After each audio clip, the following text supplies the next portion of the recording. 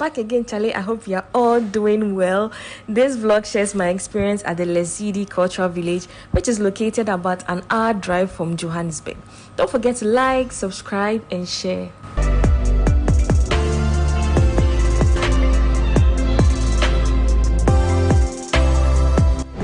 So guys, I really underestimated Johannesburg because the first day we came, it was cold, but it was not that cold.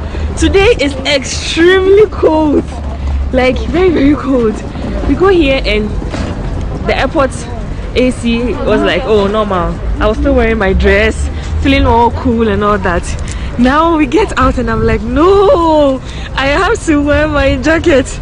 Wow, so cold. Like, look at my fingers are like literally freezing right now. Wow. This is how it looks like from here. We're about to leave to our hotel.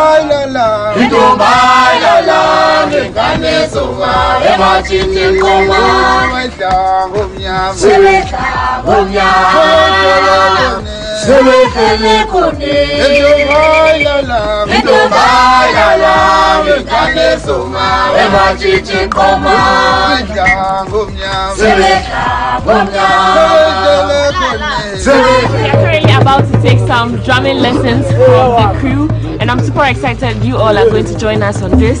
So let's go, let's practice how to drum here in South Africa. Here. The cultural village. The cultural village. Yay! So yeah. Alright, so my friend, good morning once again. Good morning. Yes, let me start with my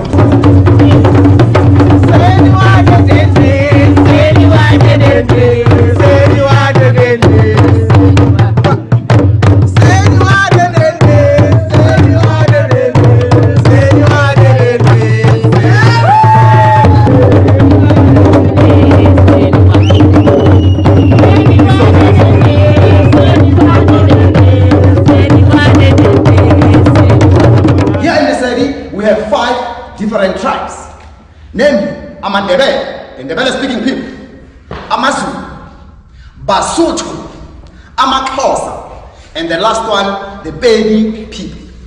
So now, ladies and gentlemen, I'm going to use this South African map to identify those tribes that we have here in the Fishery Cultural Village.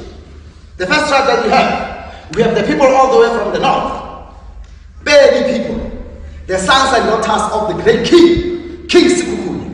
And they had the reign queen by the name of Queen Mujaji.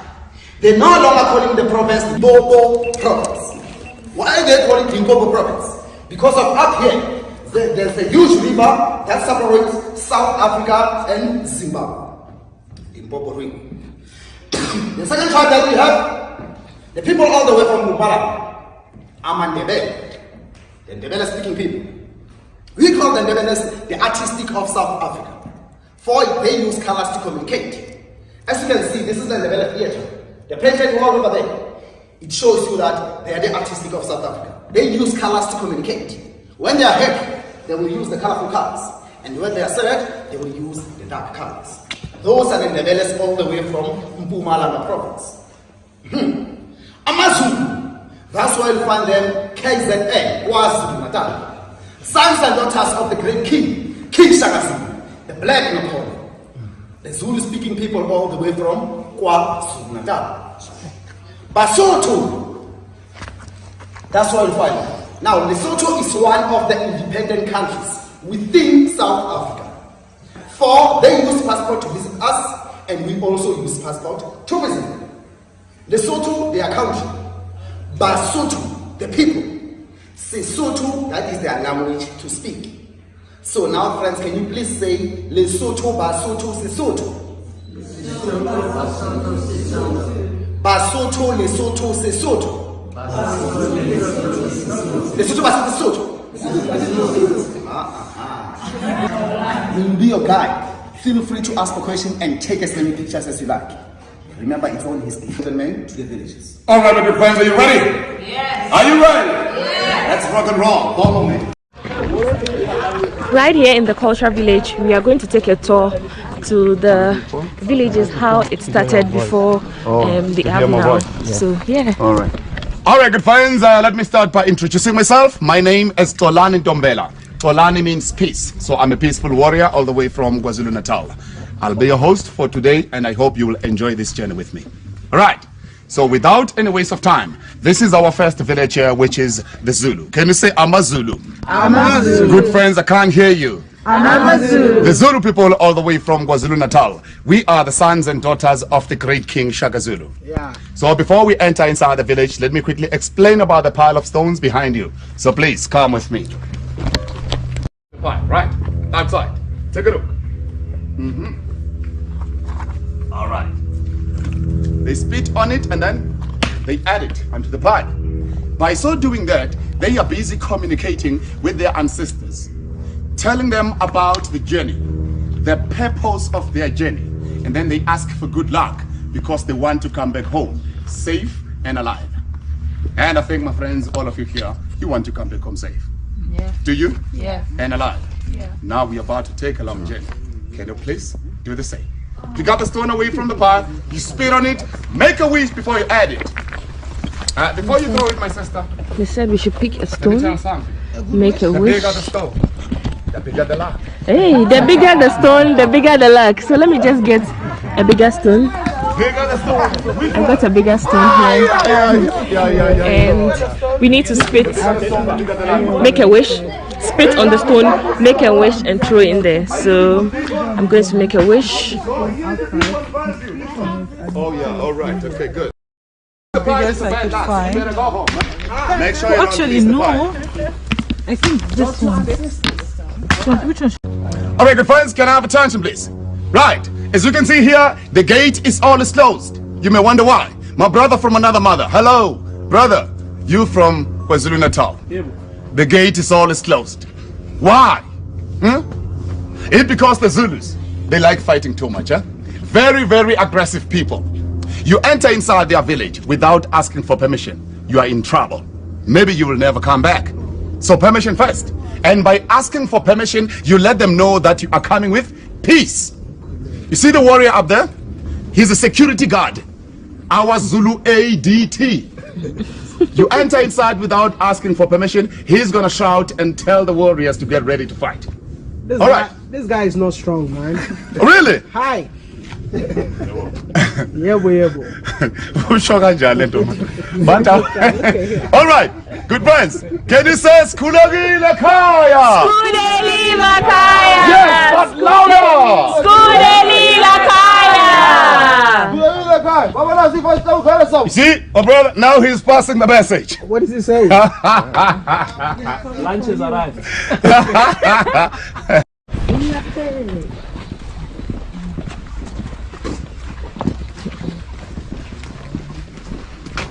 This village is a beautiful village. Yeah, this is the Zulu village. Yeah. In Domba Funagales by, I think you know them, my brother, huh? Ladies are not allowed to enter inside the kraal, huh? Zulus, we've got our own way of greetings, and it goes with a handshake like this, huh? It's Sawona, Unjani, Siyapila. Simply means, hello, how are you? I'm fine. My sister from another mother, can you please come forward? If you don't have cows, you are not a respected man in the community. No cows, no wife. All right. No cows, no wife. So to marry a Zulu lady, we pay how many cows? 11 cows. We pay 11 cows for one lady, and they are very, very expensive because one cow costs plus or minus 10,000 rands. All right. In our culture, you can marry as many wives as you can, but it depends how many cows do you have. So many cows, many wives, but many wives, many problems. How many wives do you have? Me, I'm not married yet, my brother. You're not married yet? You know, let me tell you the truth, my brother. There's a difference between the people who are living in the cities and those people who are living in the villages. I think maybe 70% of the people who are living in the villages, they are still doing it. And then 30% of the people who are living in the cities, they don't do it anymore. Why? Because they adopted the style of the Western. Plus or minus 30 people in one village like this. But one lady cooks for everybody. But they take turns. So how to identify our main kitchen? By the openings on the sides, all around until the side. This is for the smoke to come out when the ladies are busy cooking. We call it Indlu Enkulu or Indlu Kakoko. You know, when the Zulus are building their village, my brother, I think you know that. When the Zulus are building their village, they start by building this one, Indlu Kakoko first. Before they build the kitchen or any of these huts. They start by building this one. Why? This is where they communicate with their ancestors. Thank you very much. Let's move to the next one. By wearing the short skirts and the beaded attire. So why they're wearing the short skirts is to show the guys out there that, hey, she's still available. Eh? Available. Available, exactly. Hey, brother, how many cows do you have? Sorry. How many cows do you have? I have 8. 8, not allowed to take it off. During the day or during the night. You sleep with it. Yeah. Oh, let me say, long time ago, they used to sew it onto your hair permanently. Yes, so that you cannot take it off. If you take it off, it's a divorce. So the question is, how do they wash their hair? Huh? How do they sleep at night? So if they want to wash their hair, they slaughter a goat or a cow. As you can see the skulls on top. You see the skulls on top? Yeah. They slaughter a goat or a cow just to tell the ancestors, my dear, that you are not divorcing your husband. You just wash your hair. After that, you do what? You put it back. And then for sleeping at night, take a look. They use this one as a nice pillow. Wow. Very comfortable. The married women were suffering then. Yeah. And then during the day, the husband sits on it. So it's easy for you ladies to do what? To dream about your husband at night by using this one. So greet him by saying, Sabona! Sabona. Yebo, ngimchazela ngekhali zakaZulu umkhonto ophathwa inkosi senza ngakhona kaJama kaZulu. Wephathi bemili bemhlali beyishulu. Ibe lo mkhonto ukhala uthi papa papa wasekuqamba igama wathi sipha. I think there is no need to translate. Everybody understands Zulu, huh? Yes. Yeah, brother. I don't know. Brother, do you still remember the Ifekan and the Fatan? Oh, you're the one who... Eh? Oh my God, it smells good. What's so morena? What's so morena? All right, my good friends, this is how to identify the Basotho people. It didn't really look like it's a big place from the outside, but then we've been working, learning about the Zulu culture, and this is amazing. These are the things you get to learn when you are on a trip, when you travel. Like, this is really amazing. I know it's very difficult for you to speak Xhosa, but practice makes perfect. So I want all of you to try this one. Can you say ka? Twist your tongue backwards. Ka, e, o, u. Together. Ka, e, o, u. And this.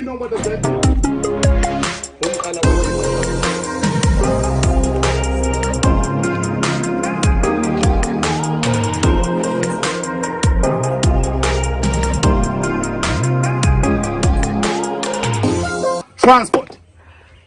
This is what they use to carry their crops from the field. They put their crops inside here after harvesting. Because this thing is too heavy, it will be pulled by only 2 cows from the field. Let's meet everybody. The same idea. Fireplace. And I don't know who came with an idea first between the 2 tribes, but they are very smart. Here they call it ingame. And let me give you the rules of the main hut. When we enter inside, women sit on the right side, gentlemen on the left. So why women sit on the right side? Is it because women are always right? Yeah. Do you agree, gentlemen? Yeah. No comment. Women are always right? Yes. Yeah. The building blocks has numbers. Yeah. Hello.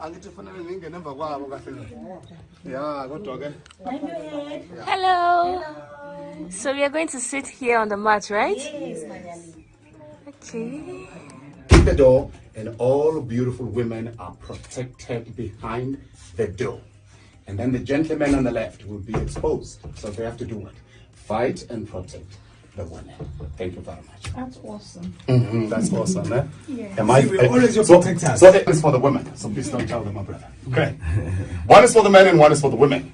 You know, they say women are always right. So I just want to find out, is it true or not?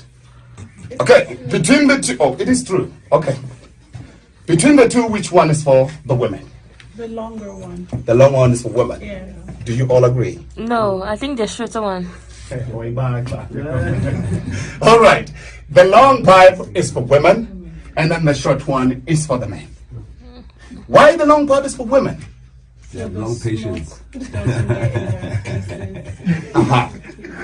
Yeah, exactly. But the real reason is because of the Xhosa ladies. When they are going to the field or they are going to the river to fetch water, they always carry their little ones at the back. I mean, their babies. So by using the long pipe, they are protecting their babies from the smoke. Good. So now they're going to sing a quick song for us. Anisele kabele kutapa ngukono twane ikwihale ndela ngukono sele kabele kutapa ngukono twane ikwihale ndela ngukono twane sele kabele kutapa ngukono twane. Give them a big round of applause. Thank you.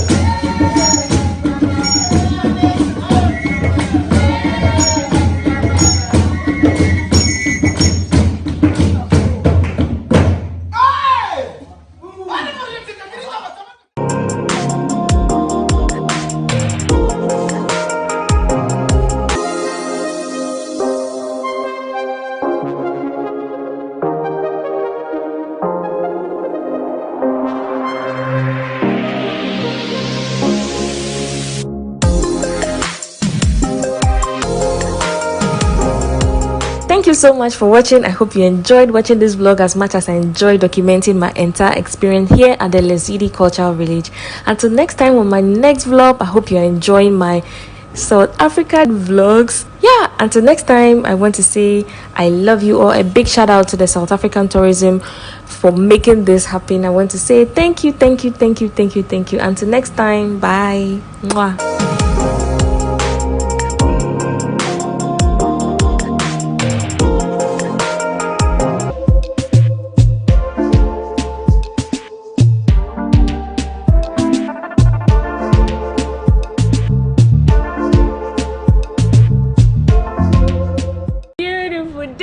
Good morning, my neighbors.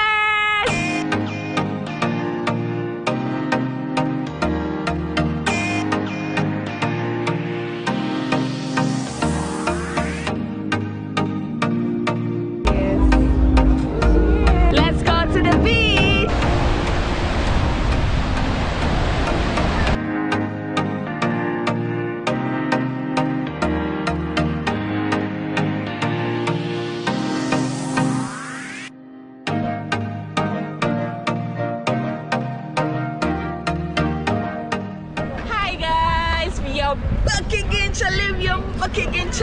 Back again, Charlie. I hope you're doing amazing. I'm currently here in Durban, South Africa, and guys, behind me is Southern Sun Hotel, which is the biggest hotel in South Africa. I'm sure you're interested. You want to see how it looks like, you want to see my experiences here. I'm going to be here for a few days. Shout out to South African tourism. You guys are coming along, so let's see what's inside here. Let me share my experiences here, cost and everything. So let's go right into the video. The Southern Sun Hotel is an iconic hotel located on the coast of Durban. It is currently the biggest hotel in South Africa with over 749 rooms.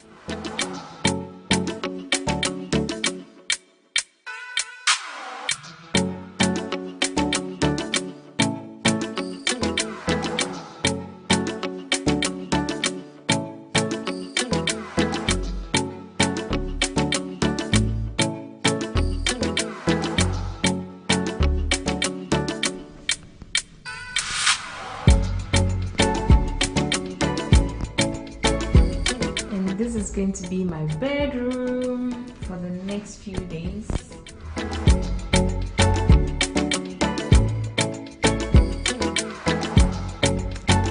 The best part is the view from my room. This is the view. So this is going to be my room for the next few days. Woo! I'm super excited. The room is beautiful. The view is amazing. I get to see the Indian Ocean every day, every morning. Wow.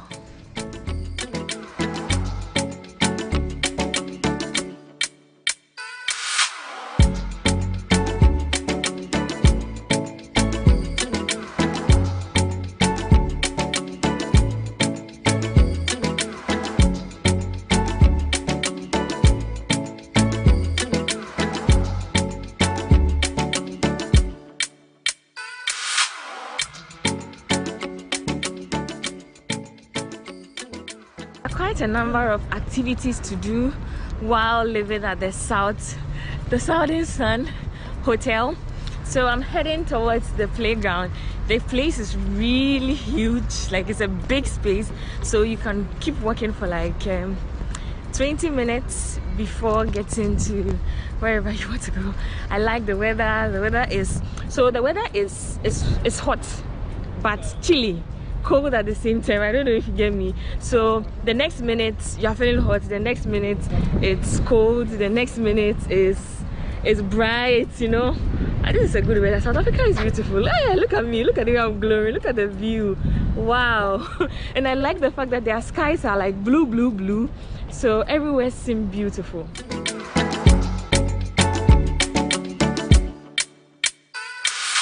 So there's also a skating park where you can come and skate for free. Let's find out if it is for free, because I see a lot of folks riding their bicycle and also skating on their boards. This is pretty nice. Look at this. Whoa.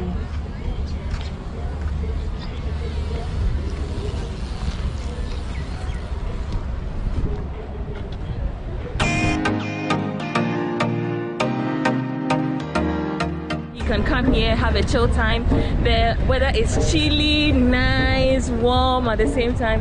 There are a lot of people skating here. Yeah, let's go to the beach. Let's go to the beach. Let's go to the beach now.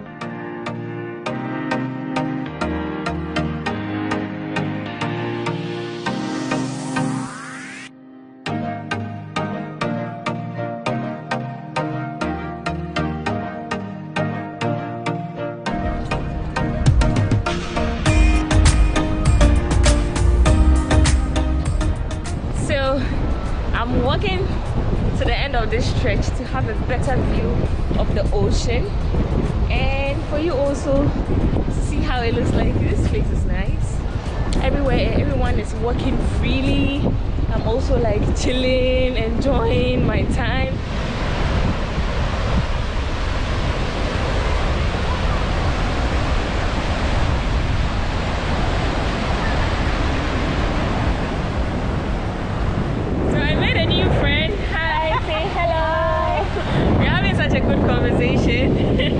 So if you know her, tell her you've seen her on my channel.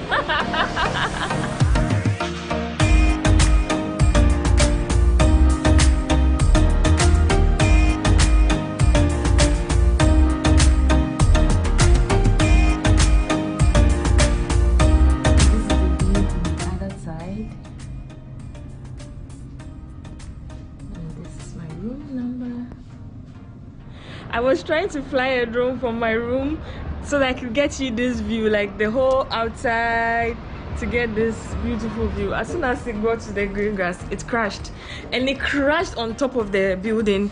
So I did a lot of follow-up, and guess what? The drone is finally here and it's in terrible state. I want to cry right now. This is how the drone is looking now. This is broken. This side is broken. This side is also broken. The gimbal, which is this side, is also broken. The camera, the camera. The glass on the camera is broken. You can see inside of the camera is also broken.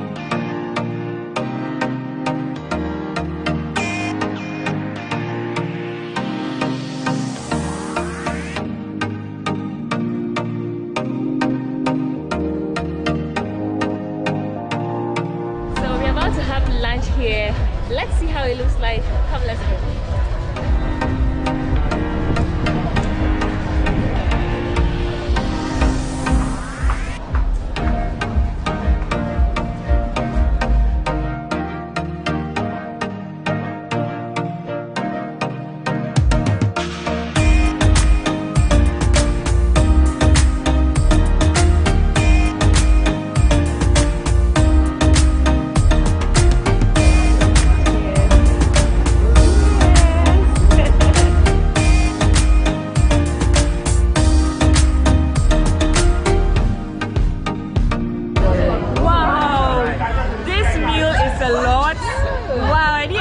This much. Look at this.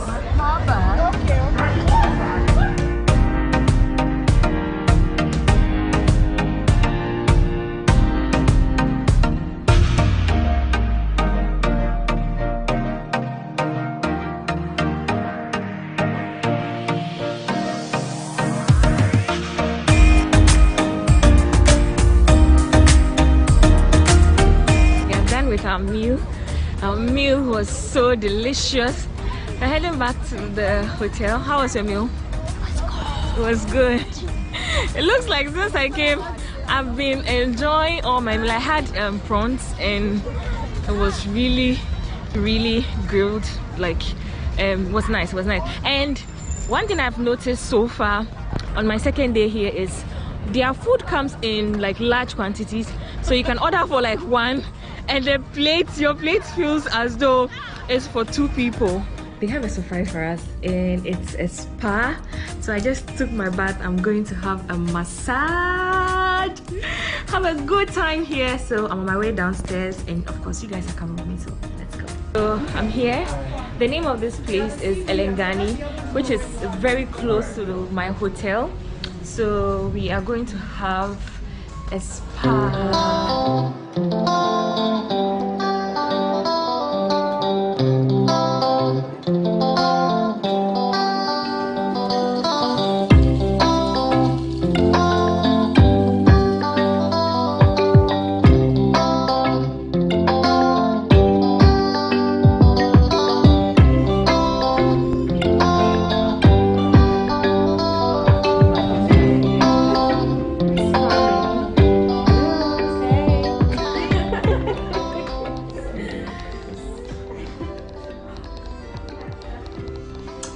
Yay, this is me. I'm ready to get a massage. What are you giving me? What type of massage are we having today? It's a full body massage with hot stones. Okay. For an hour. Alright. Yes. So I'm sincerely used to deep tissue massage. So for a relaxing massage like this, I'm really hoping to enjoy it very well. Like you can tell from the look of my face. My hair ready, Ankasa. So yeah, let's have this party together. Anita, you're having it too, right? Yes, I am. If you don't know Anita, go to her Instagram channel. Hey, her Instagram page. You find I think her. I need to start my own YouTube channel. You guys are making me want to. Please start. The way you are traveling alone. She's going to join the YouTube family soon. So let's go for the massage.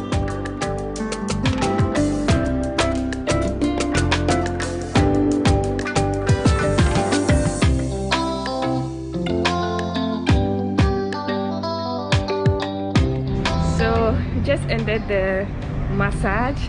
It was such a good massage. I really enjoyed it. So like it's so relaxing. I think it's a good start for the entire trip. So I'm heading back to my room to rest and have dinner later on. So so far so good. It's been exciting. I'm really having a good time, and yeah, so catch you later. Good morning, South Africa. Good morning, Durban. Good morning. Look at the glow. Guys, I am really having a good time here. Good morning. I had pretty good sleep. I just washed my face, put on some lip gloss. I'm heading out for breakfast, and of course you all are coming with me. Look at my view here. I don't think I would get used to this view because it's too beautiful. Yesterday at night the whole place was dark. Let's go have some breakfast. Let's go.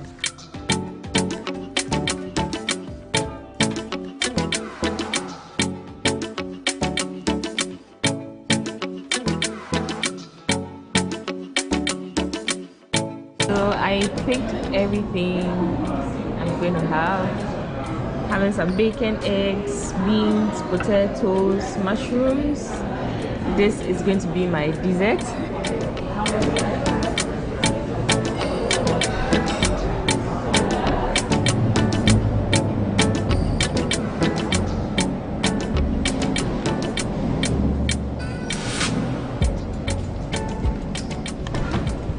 So I'm currently here at the last floor, which is the rooftop, and it's currently winter in Durban, so it's so cold and very windy here. And this is the pool area. Let's see how it looks like.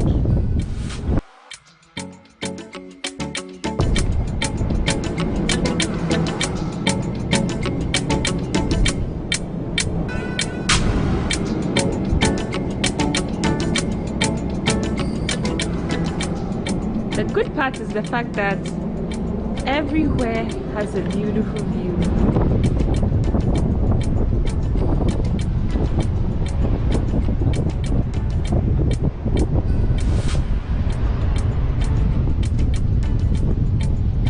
Sure, I'm pretty sure if the weather was like very warm, we'll have a lot of people coming here.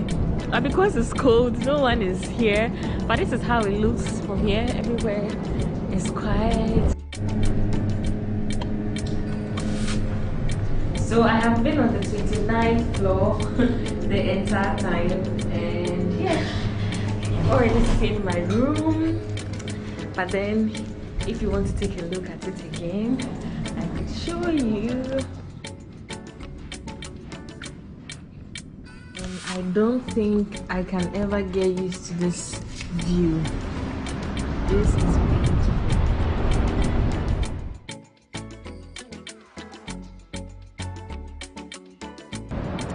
Good morning, it's a beautiful day. Good morning, my neighbors. Good morning from Durban, good morning from the Southern Sun Hotel. And today is going to be my last day here at this beautiful hotel. And yeah, going to have breakfast, go to ITC, and then leave this hotel. I hope you are enjoying my stay here. Look at the glow. Like, South Africa's sun gives you a different glow. So yeah, let's go. Should I close the window? Should I leave it? Should I close? Okay, let's go have some breakfast. Let's go. So one thing I realized here is they usually add cheese to their egg.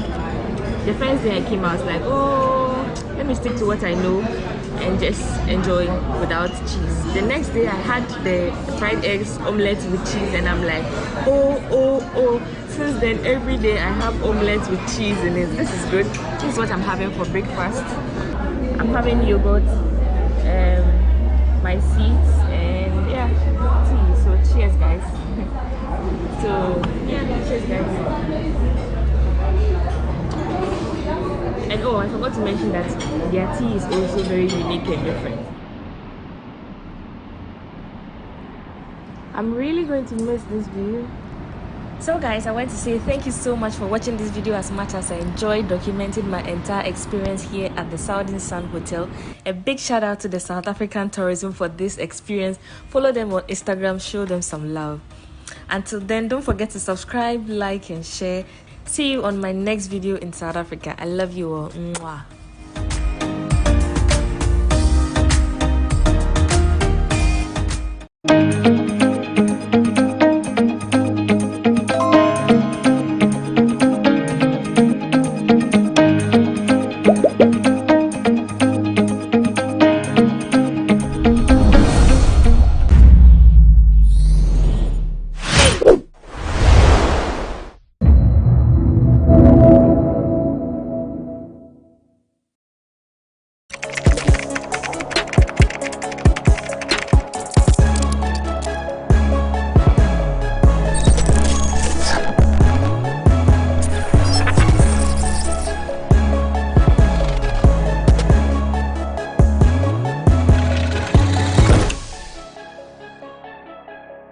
Calls for Efeodor to be arrested and prosecuted heightened, but the TV personality is unperturbed. She insists that there are criminals all over, and so the focus should rather be on arresting them. Last week, we had a conversation on Stonebwoy and NFTs, where the Bank of Ghana has released a statement asking the public not to invest in cedi coin. Stonebwoy has issued a disclaimer, so we are seated for a riveting conversation on these and other issues that made headlines this week.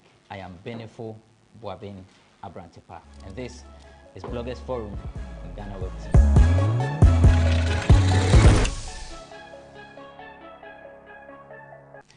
Thanks for joining us. It's Bloggers Forum on GhanaWeb TV. The name is Abrantepa. My guests are seated. McDonald Nanea Asari, aka Romeo, is a columnist and actor. He is with Miss Ghana and he's the assemblyman for Madina Social Welfare by a politician. Politician in Akwaba. Biawoko.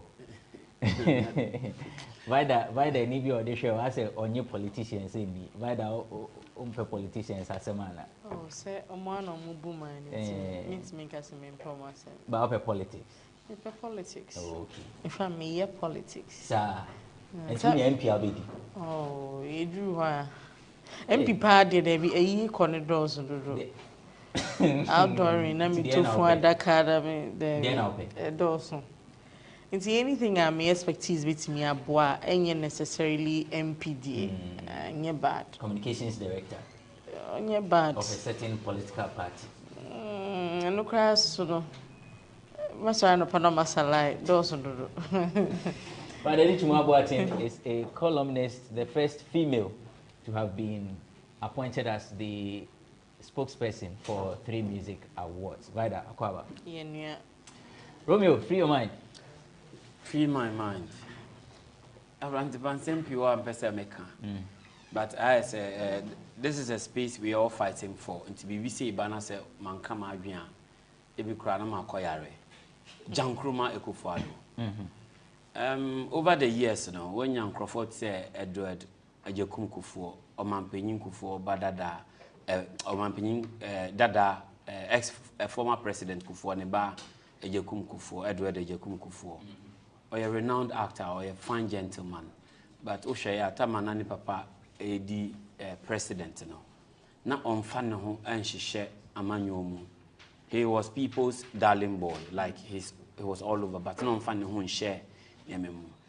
But it's appalling to see say Jan Kroma Ahejake, the creative art agency. 2020 actor Mopasi Yabembra say was a Munya executive secretary. No mutimi appointee form a board I bear any day-to-day activity. I say she holds herself as a CEO, which is against the tenets of in terms of constitutionality. Mremono at least Papa ne president, and he is a human rights lawyer. And ban say in terms of legality and constitutionality, and how they will feed there and can empower. If you say so, holding himself as CEO, I was a president. I appointed executive secretary, just like NFA. There's no appointment, and no holding her as a CEO, which the act does not permit. So holding what is saying, she's going about saying so. CEO, our forming committees. Okay. She's forming committees, which is against the Act. What you say, Act 1048, 2020. This was an urgent act we are almost pushy prior to the 2020 elections. And the entire me say, when it's close to elections, you use creative artists. You use them because they have numbers, they have followers. Now you're BT and now you're folly, you follow crowd. You know, you used to be a damping. Today we are talking about something that is happening. Anka president badi, anka hodi anka sebi enfound. But people are not talking about it because ebimu COVID second by an ABR yes or it gives them no reason to criticize whatever bad thing is ongoing. By the huna say nya, I was say yeka because enye fe or ene so be na so wenti me anka ochina obi nso ya wenti me nka. Just imagine say enfan say o man penyi bi aba na nka ne ba ehodi ne ho as a CEO of and as acting sports minister of Ministry of Sports. And in the same vein, if it has to do with the creative industry, we are not just as a microphone share that to be at me so I would try to push some agenda, and I think it's a course in the right direction. And anyone with an out of a friend saying conscience, you find yourself within the creative art space, this is a fight for you as well. Because Mintias, yes, Yashemra, say appointee executive secretary. Na intimate more creative industry, then we be honor so be ye be na so say wonya. Na president mba aje akintenso.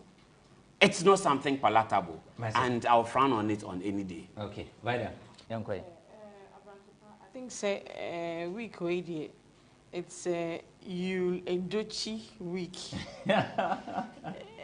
Second wife saga. See another day.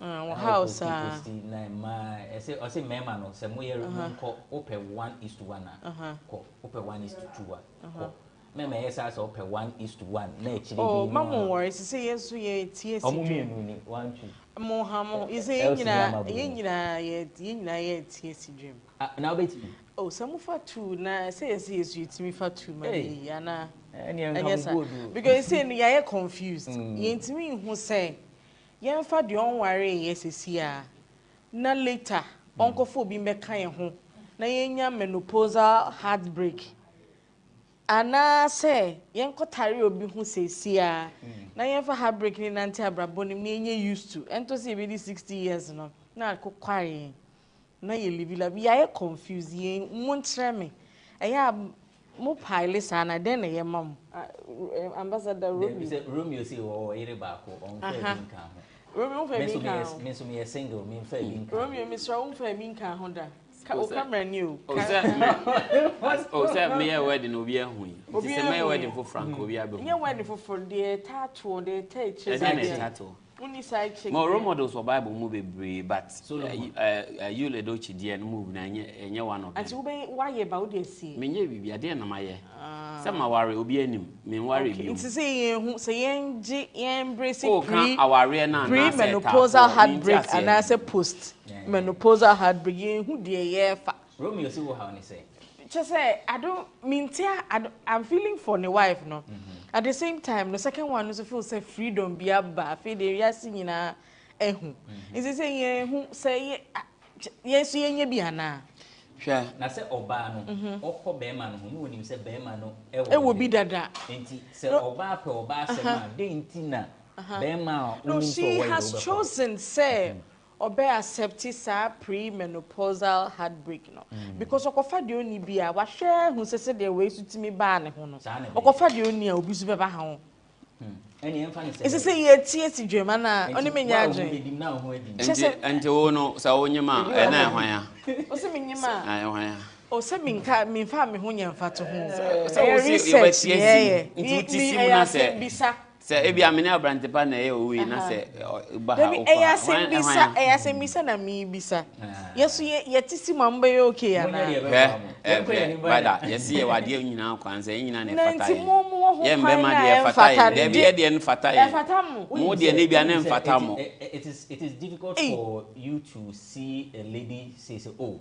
akoyo marino oh we marino oh ebi count busa abna kokko me say it is difficult busa abna kokko so nkaya ye we dey Charlie we dey ebika ebika ye one vivid example esia living testimony also over 100 wa cross over 100 ade mita mo ho abrant me twem na tise dey okay nkrofo bi di nkoma o na ge bi aka o we ma we no me hwe me chia se na me no mo ka me so me nim obi a o esi omo ye o say nyamisro no ne self respect no kakra bi na wo mumu se mu ya na etifa so a because I said here say I'm normalizing cheating na mama ne so I some way I the step you know me koye research me the findings ma beto and I'll leave the women me try mo kwan a omo fa so Mate, no, I wanted to say something very little about quick one. French ambassador. No, I'm on for say Juma no ye Juma Crossing Ministry no Israel. My reduce show back or organize with France to a whole Juma Ministry of Culture, Tourism and Creative Arts. Said that me bobo no. 3 huge umbrellas and a wasa a unasi. And a different all ye commending for that. Ye benefiting France is also a benefit. It's new. It's okay saying say one say can't want some bona baswa. But to say oh yeah Juma saying a whole ministry just because of show I or Paris, I don't think that is a good comparison, you know. Mommy and watch his side, you know. Okay, that's Vida, Ose. 30 seconds. In as much as it's not meant to be set up in Mtiano. I think she deserves that applause. And that's what I said. And to understand, no, say despite and leadership. Because they are not doing anything for the but we shouldn't encourage that culture. Is it? You don't despite when they are performing. No, we shouldn't encourage that culture. Saying. Okay. So the woman we are not discouraging. Well. We are not discouraging anybody, but we want them to also do more. See, woman, we are she's cutting all facets of our national lives. Now, do you know the benefits she's also raking in as the ambassador? You have no idea. Okay. You are aware, say if government and as a leadership, Edio Muhunji, Adiwe, Muti say be a festival be Netherlands. And as a festival be Australia and Denmark. Do you know the level of Ghanaian culture about travel alcohol every year? Now Bibia air cost now France for so GB. I don't know the deal. You may compare with Nigeria because we are going beyond borders. Okay. It's a wake-up call.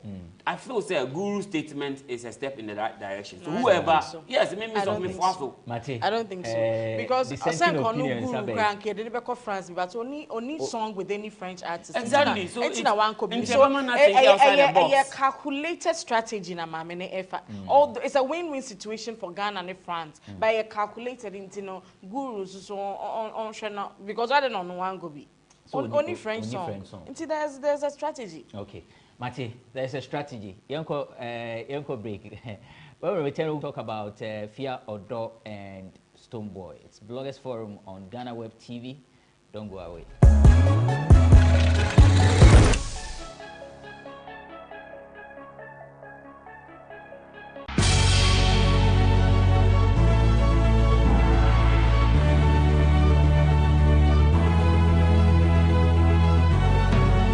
From the dawn of time, people have engaged in several businesses. With the onset of technology and innovation, life has relatively been made easier. By using debit or credit cards, mobile banking. Thank you. And your favorite, mobile money? Tech has indeed married business. On BizTech, we spend time with faces behind known and upcoming businesses in the country. Learn more about the new technologies and innovation, as well as find out about the trending issues in the world of business. Join us as we serve you with a variety of compelling interviews, projects, and others right here on GhanaWeb TV.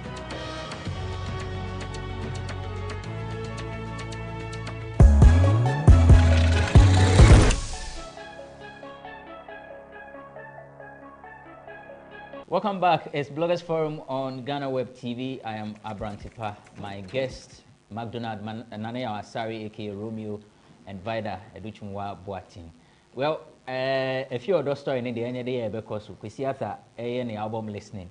Na a few other ateki shine. Miankas I was there, or before me they see here there and here trust. Now on to our discussion. I'm out for my mystery. Oh, but I didn't nefe. Honestly, nefe. So it was a Thursday, and then we gathered at the airport square. What's the name pronounced? Is it Barbados or Barbados? What's the right pronunciation? Barbados, right? Okay. So it's at Airport Square. We went there for Kwesi Arthur's album listening, Son of Jacob, and the place was packed. Actually, there were 2 listening sessions happening on that day. Ken Maga was having a single session and an interaction with the media. That actually happened around Paloma. And so right from there, we all went to Barbados to listen to Kwesi Arthur's album. like I said, if you're a family. Well, that dressing, if you've not seen it, it's on your screen already. For some reasons, the nipples have been blurred because like I mentioned, there are calls. Lawyer Morris Sampa is saying that she should be arrested and prosecuted because it's not different from what happened to Wisa Great in 2015 when he showed his manhood during his performance at the December to Remember concert. Lawyer Obiri Buahin, who is also the Deputy General Secretary of the NPP, says if you look at the law, he sides with Morris Sampa, but if you do page, you have a tyco question and issue idea. I don't know if I'm meeting you. Yeah, Minimobia or style a shatter the aurora. Na me bisa ne say adena or yes sir. I no catch me so what try a jima we what try a jima we what try a jima we and fat into your aurora ne hona say be I appeal to be na se nipa no frena omu kodi o magro kakra na fi wonya bibi kakra de hye ne ho enti me bisa ne no say oh my ye obobo anwuma be 6-7 so and I feel the baby we drew ne say obe ro ne ho enti bi betina asidi na me dwen afi odo de nam say obi 7th choice of the oppressor union now the first choice in dia and in a case pa because I don't know what I will be gaining out of sadia uye maybe kan wa ha abra ekwapim polo erro ne ho kire ne ba say ababa away came out publicly to say said there was nothing wrong with the post. Ama girl ye trainer bosso okode mu kakra SMP ba and I said say for publicly supporting sa post no it was set on also ye trainer so because also was our following ni bi ye kan ye no man for full say oh by that day and na no ya and wa be kan twabe na holy na me nye holy but madam boni nye ne mero me ho dia nanti abonten so omo anfi and as I say na movie from black plaster no say solitape say then or the tare no phone na no say why and the whole nipple no ain't show indecent. I don't see why you should wear such a revealing attire to baby to say Barbados no when you know say it's an album listening. I mean any award show be na wo corner we look that glamorous. And I mean clothing line papa bia one mouse Saturday na sha all pay millions of cedis to put that Saturday no on. And it mean who the essence of it. Self see account one sem. And I say you want to take the shine off Kwesiata because Obi a cat I didn't want some nobody even remembers the title of the album. Oh, a son of Jacob. I mean him say son of Jacob. I got that crime and a popular crampo chain. They know omo you know omo unveil at the end. So to me in the it's not something I may encourage. They say no the net na so she all transitional. Or transition you be one say kwata na ordinama bonting and it's not something that we want our young girls to see. And for me I will support the call for her to be arrested. Minka see she needs to be cautioned because in your polo and can you name say mrabi kra or Ghana hanum set say it me di obi to say okay no polo ekotum. So me I support that call. Say Usuma Kwesiata. But Kwesiata and so say if you're a confident woman who is not shy, afraid to show what she's got. And also on only opinion. Yeah, I mean I don't expect him to say anything otherwise. Because they are used to these naked girls, even in the video vixens, they are used to these girls already. And I don't expect say obabe body shaming and obabe castrated because apparently no more tight. And so no beje mukasadi he might say these things, but ebia no ko etria obe bibi obe catch. And I don't see why you should show your confidence through nakedness. I think ma adrenaline ejuma. You get it? Ma adrenaline kasa. do something worthwhile. I be me who say we intelligent. There are other intelligent. Should na kiya takola kitikiti. Only 15 years in po. And so I say na kola ni carry ne ho about. Only penny for na tun sadidi. Na wo say the wa row hin. Edwabo ben ne ebebo a amam penny for ne nkofo titiru beba wo ye be fro abemu bi. Obi ani wo be fro because wo ba be row hun de guni penny mu ase. Until you have to think. So we intelligence no all limiting to nakedness any kwan ho gina. And now so intelligence now according to Kwesi Arthur no we are intelligence ultimately the rabejima ho nsa ne mpanifo bi adidi ana. So you need to think. And the year can I so now all trending now all ko no. Of who say something profitable so no. But I'm saying say this kind of intelligence no enya kono to me. And there's no way I may bibia men me encourage young girls and I bibia a nation building bibia a fan punto ho me fro about because me trim ho girls now me I can't be sure of what you tell them. What's my say? So that level of intelligence, to me is unappealing. Okay. Romeo, in all of this, Fiodor seems like yeah, and the only time she had shown that any idea was when Kwakese tweeted that the album is doing well, but had it not been Fiodor's exposure, the album could have done better.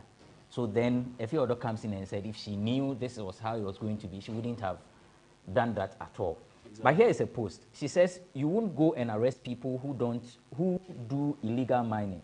The true pimples on my chest is what you are worried about. Set your priorities straight and get off my chest. Jokers. Does it seem like those calling for arrest, they don't have priorities? Not necessarily so, but say or try say draw for attention. Say there are more pressing, damning issues of national interest in issues concerning her. But with Maurice Ampao, my main point pinpointed from the point from Maurice Ampao. Maurice Ampao making comparisons with Waisa grade no. Act 1960 Criminal Code no.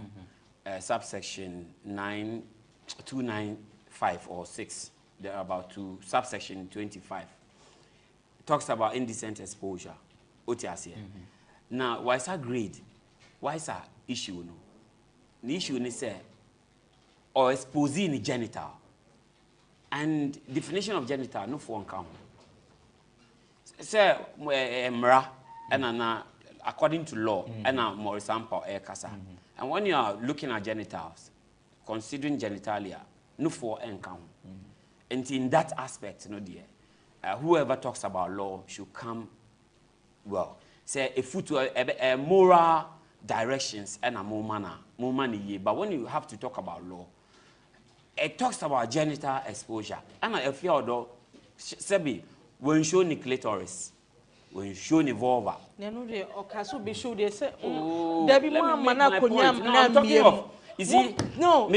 talking law. I'm talking from the perspective of law. Say yes, exactly, but when you show it, no, is it anchor? Anyway, if you are talking law, because for example, I'm out of the vacuum. He's a learned person. He's a legal person. If he is calling from that angle, say Yenchina, he should come from a proper perspective. Say, what's a grade? So that's a genital. But in this regard, no for your genital. No for is a body part. And yes, I can be my ear and chest that way and can see a change now.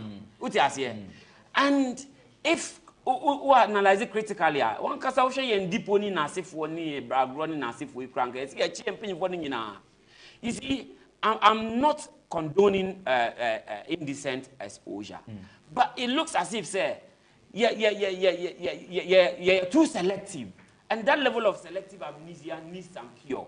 Say, adieba asemba a particular angle, a fibano.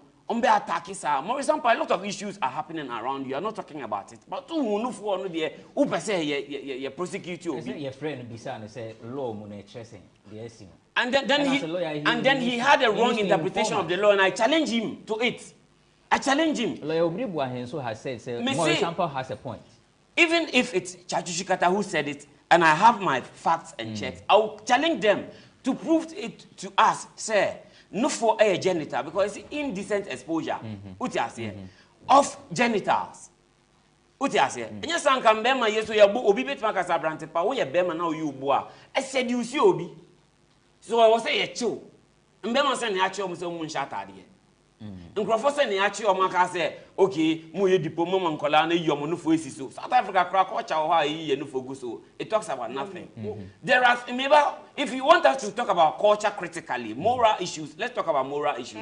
But when you try to come from the legal perspective, let's talk about the reality of the legal aspect. We want to know all aspects. No, you free legal, you back culture, you back moral. Until you born it tough, cultural aspects, no. Yeah, culture and found on it because more evidence said the book. Ekoso. Festival. Oh, as that time now. Mama making me choice. Mama making me issue. Uti. No, me say that time Romeo so you know. No, me free her, me boy wife and money. Say yeah, Abrantipa, what we are saying is listen to what I'm saying. Yeah, points when you are convinced your wife. Listen to what I'm saying. What are you saying? You see, me, my interest has to even do with the legal perspective, from legal aspect. Say more 24. Say on Shen, we na ebia motu for say bia say the echimba no besia BB and then say ABI or BB say fine. But when you try to go the legal way and you're not saying the right thing, we will tell you are wrong. Okay. And that's what I want to prove to Maurice Sampa. Quickly, quick one. I'll make petition Chief Justice if I no phone genitals. You are now talking. Until then, if your daughter is free to wear whatever she likes. Okay, so back onto the album. Who did he say near Fiordo a year? A doom album, Nija? Never. It hasn't. Abrantipa, this space has it rather improved? It has improved. Oh. Andrea said I was on a program and it went hand in hand. Who can fear the Obeka way? Oka Kosiata, Obeka Efiodo. See, this industry, the more scandalous, the more sales. And until Obi Mika say, me be release that was in Didi Matem. Na min trending, you min trending. It's business. We thrive on scandals, this industry. Yet ha and Rashida Black Beauty and no common chinantum. Now once na a dim pragro. Man award. You see the level of hypocrisy in this country. Like we're selective. So we need to cure that selective amnesia. On a more serious note, it is you don't choose and pick. So try to cure the moral decadence within our setup. Do it holistically. Don't target anybody. Don't target people. We will start. Matthias. Rashida Black Beauty Award. We will start. Obi, Opa, Efia Nocturna. And Bonum said, Mobi be no, a bit trendy see Efia Nocturna. This is the level of lens and media, no, Emma indecency. So people feel say it's normal. And so you don't come back crying when you've allowed things to pass under the bridge. Okay. So, Bank of Ghana saw Montina Emma things to pass under the bridge. And the Stoneboy endorsement of the cryptocurrency CD coin. They have released a statement. Last week we had a conversation on this one. It was Romeo against what's his name? Black Pepper. And funny enough, when we were about to start the show, he sent me a voice note. I was saying, Abrantipa, Stoneboy, and I knew what. Sounds to you, Black Pepper. Now can we be back? Defending look for the yesterday. They've been another person for defense. How I say. So let me read a statement from the Bank of Ghana. It was released on 26th. I beg your pardon, 27th. He said the Bank of Ghana has taken notice of the impending launch of the crypto investment scheme named CD Coin. The public is hereby cautioned that neither this investment scheme nor the promoters of the company have obtained the approval of Bank of Ghana to operate in the banking and payment services sector.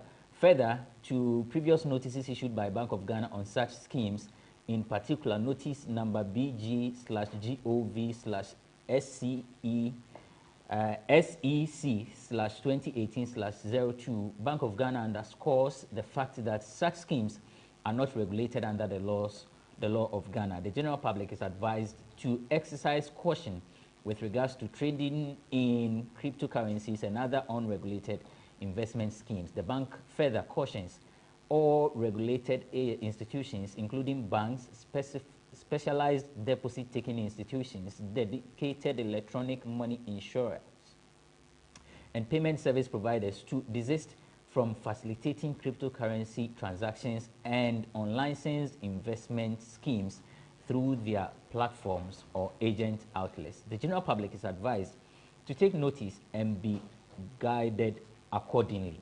That's the statement from the Bank of Ghana. Now, Stonebwoy, who is known to have been promoting the CD coin on his Instagram and actually had a confrontation with Bridget Otu, who is a journalist, shared this and a disclaimer on his Twitter handle. It reads, "For the avoidance of doubt, I am not an ambassador of CD coin. I am not associated with the product, nor have I been rewarded to promote it. The developing world of NFTs, Web 3.0, and metaverse, and digital/crypto assets, and their ability to change people's financial fortunes has caught my attention in recent times, and I simply thought I was sharing a Ghanaian version I had discovered for people who are as interested as I am to join me on my learning path. My advocacy for the people to join the club was for us to learn further information on how to not be left out of the new global order, not to encourage people to invest in a financial scheme of any sort. In hindsight, I should have hastened slowly, but I blame over enthusiasm from all the interesting things I am discovering about the adoption of these disruptive technologies. May we all do as the Bank of Ghana says and exercise caution, even as we strive to do better for ourselves and our country and our communities. Thank you." That's a statement from Stonebwoy. Vida, what do you make of this statement? Total bogus. I don't see why you sanction such a thing to come out. Because the BBC you don't justify. You just come apologize and caution the followers. May I advocate for brand ambassadorial deals, because I feel is one avenue your artists can also cash in and get something for themselves and also put themselves in the business light. And I have a 13-point a year Mashisha to one is to encourage anyone to phone on how on bits me again maybe something from it, and this is part of my 13 points. And I'm always strong on that. Now, Yakachwe anyum to say consumers they tend to look at you to make certain choices. Because there's no research, no more doubting. And I wouldn't go into the men's gold baby, but this particular one. You cannot tell us, say, now we're ambassador for Omona. I could discover something interesting. Seminar, say, it doesn't work like that. You say, who pushes and for and signing on to whatever it is now. The last week tweet and send up statement we were who catch and say, oh, so be to me a kind of tweet no ama. Which of the tweets? Dia oka say on fire at the Bonin Bregana for na onimnia all year no. And then you come the following week say I feel na unye advocate unye we na I could discover something. I mean, it doesn't make sense. Yes, a lot of people look up to them in making choices. And yes, say they should think. Now, you catch say and your brand be also now bit me do at tono. Obi to say Black Sheriff say. Okaso onko ye ambassador for in fact say bodybuilding supplements and there's no way I'll be on it so building Wow, it tells you, Ukofa PM, Diasa, some may slimming tea who adverts any I just out 10 years now to me raking in gains. Obiani dear was our associating into when you know or brand any positioning now. Ube who say, oh, media make agriculture, media make business, media make telecommunication, media make product. How many of your business managers for the artists and etna say ehunu or more brand positioning and sana they attach their artists to some particular brands no? Now and you be a Black City Coin, your business manager will Beam Nation company man. I then retrospect now we because Okoko Ntokoya Samsung chain or deal free on semno. A horn and say reminder say brands they don't sign you just for signing sake. And yes, who be interesting like you are describing in your statements now. No about beton or man for when you yourself no try it. Maybe your voiceovers ma brands be brave. We will be try a very senior my voice. But then say Diana idea me making sure say me GB come if you see crap me my ensure ads for a very big brand of Ghana. Me honey menika a leader. Me jeans even though manum be done me say GB betna and nominee me busia for nom making sure say problem be am ban sana me de me voice akwakote sa due diligence wo jaya kwadro no.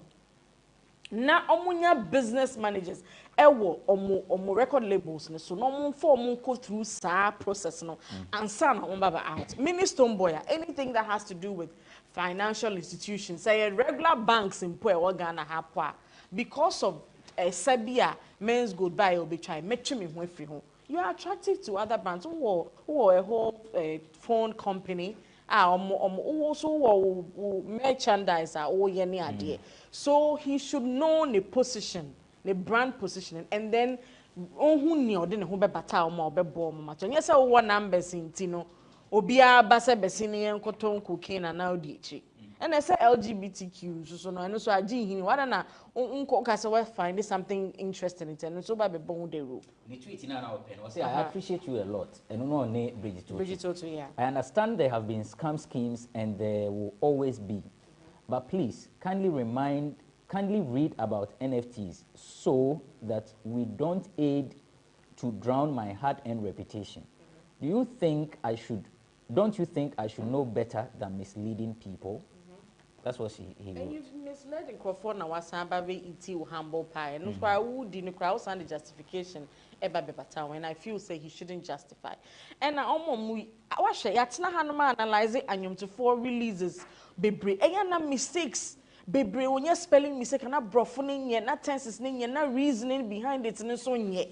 It's only lawyer bia or a label neswa or be shame I share the nitty because we so because or the kokota akakochiwa akakusamanwa. There are lots of angles of it me a picky free or be how. So make use of professionals in your team and stop disturbing us with bogus statements. Romeo, is the statement bogus or spot on? I am bogus, and I feel the lack of integrity our all facets of our national lives is not just lacking within the musician space, because brand bia who promote biano carry your aura. Now GD one yeah, to say I say team I'm supporting no part of my spirit our team no. To say maybe it affect me. Tisana say, oh yeah, brand be customer for and as a promoter, you embody the brand. Instead of unyasa brand mujidi. Now say you are not promoting something fake. Say ne insio bi na meko akonom na say me promote na ochina insio nkrofo be 1000 efam ese ehwere omo nkwa. E wo say me followers enya me mujidi e no mkonom insio na bibi sa to ma wo say nka ye timi because they got convinced because of me. I'm actually the money friends and that Lumbamu, they are big brands so. But any bibiaka can only do side a shame. So when I talk about integrity, lack of integrity within all facets of our national, especially the musician space, Nigerian artists or Muslim background, on your deal worth millions of naira. But now alcoholic because of Muslim Islamic background into no or decline here. I have saying they consider religious inclination, I say level of belief, and some endorse deal be. Ebia me asem kan ebia na me a Christian as a musician. Na ebia me believe try me say me ntimi nya sound advert. But Jesus cannot hire sound advert because ohiasi cannot. This is a space where people think of money than the act, whatever goes on. They don't even think of their followers. They think of the wealth they are amassing. Now we are with me be didn't profit them say 2 CD credits in some careful.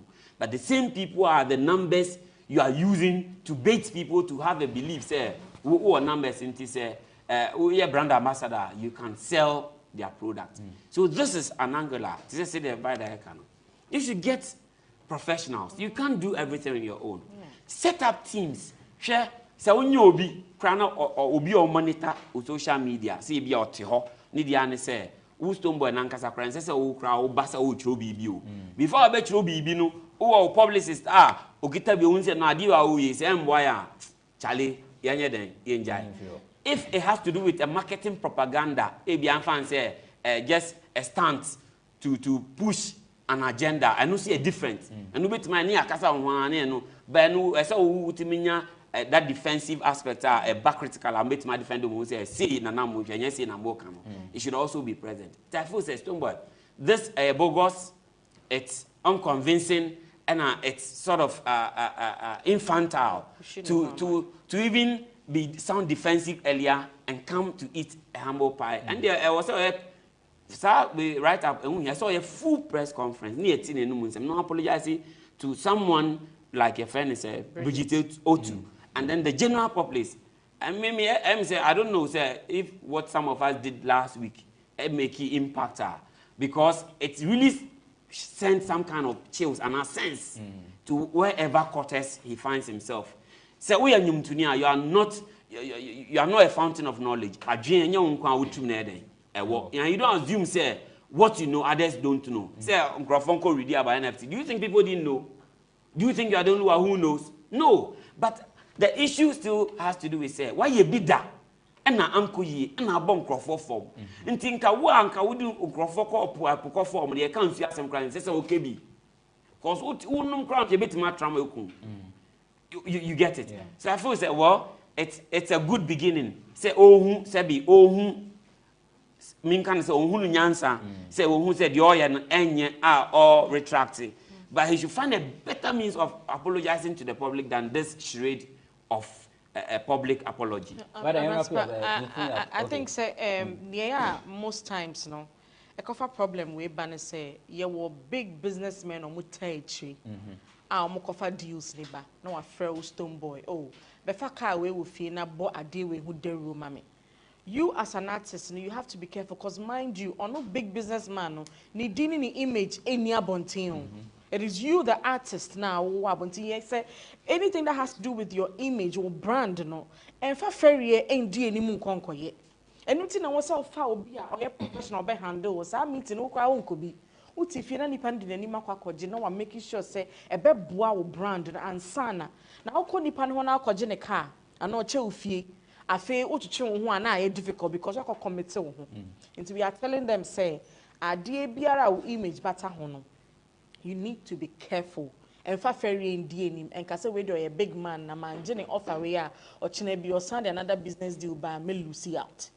Romeo so on pacho.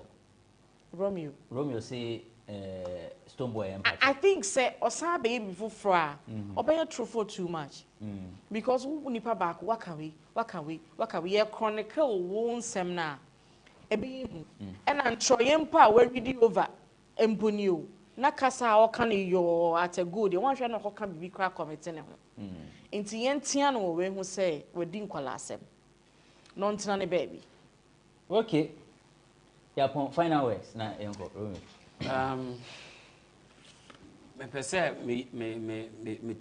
Me two creative artists, those within the creative arts setup, and I said to me, say, you were a big space, say you handle in a year.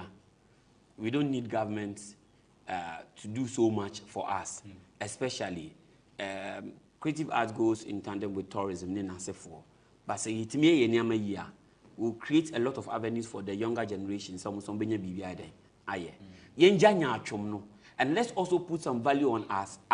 Say when himself a creative artist, so we politics are politics.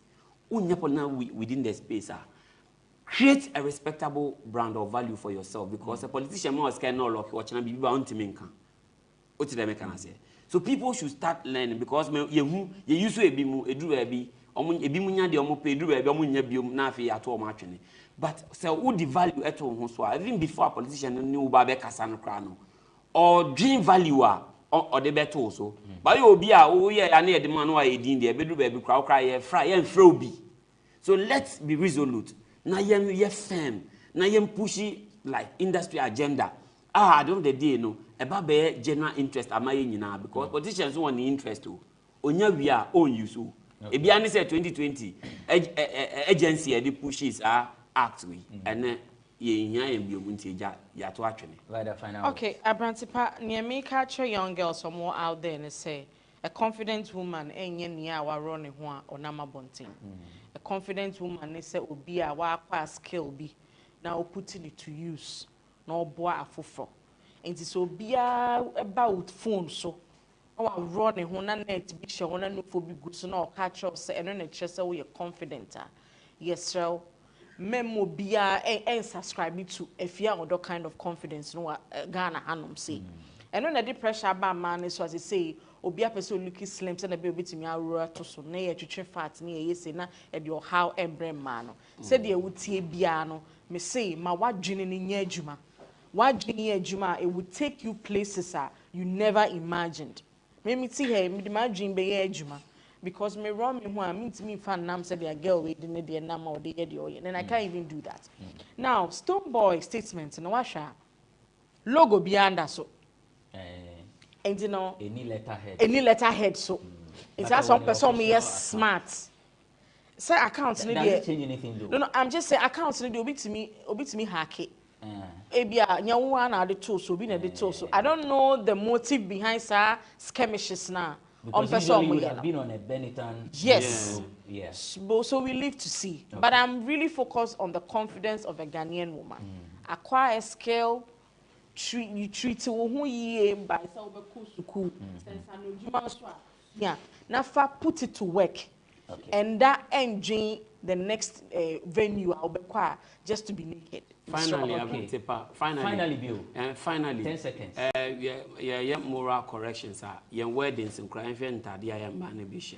Sir, indecent exposure. I won't say a bride in the crana be behind ego. I want into your two foreign shots if you are sorry. Patrol or send your genitals into your own into a holiday man a beshama. But yeah, campaign next week, or wife, or no should be here. I seen the wife Marco learning from you go say. No. Thank you so much for watching this episode of Bloggers Forum. I'm sure you have enjoyed yourself. I've been on the show with McDonald Nane Asari, aka Romeo. He's an actor. He's an event manager. He's with Miss Ghana. He's Madina Social Welfare Assemblyman. Right, the Buatin is a columnist. The rest of the things she has hidden them.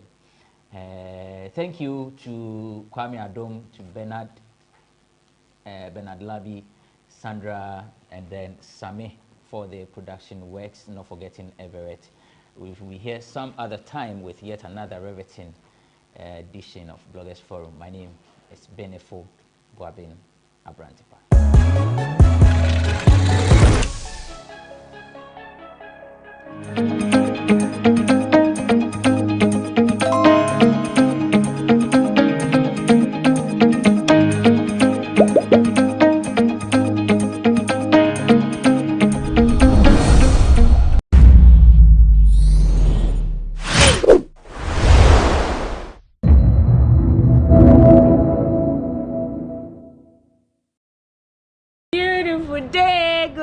My neighbors.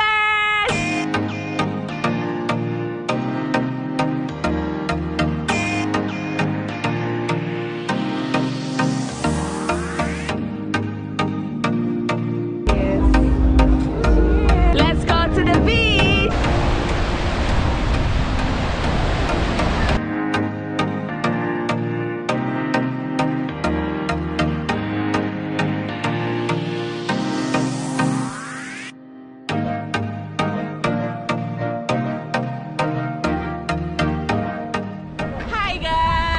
are back.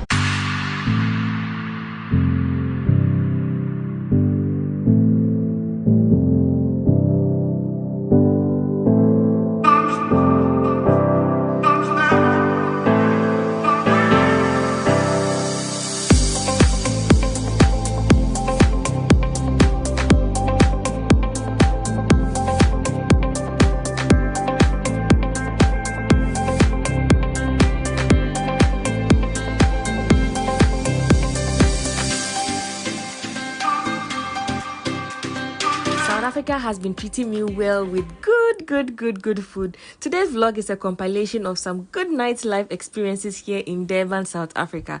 Don't forget to like, subscribe, show me some love, and join the family. I love you all. Mwah. So one thing about this trip, right? Even though it's very fun, it's stressful because you come back for a drink, the next minute they're like, you are going for dinner, you are going to enjoy. Now we go back like an hour ago and we've been given like an hour to quickly rest, dress up and go. But because I also want to take some pictures, take opportunity and get nice pictures of this place before I get back, I have to like quickly dress up. So today I decided to wear some makeup, lipstick, and look sweet. Final look. Then I put on heels, ready for nightlife, of course with you. Let's go, guys. Right now, just got to, and this place is really beautiful.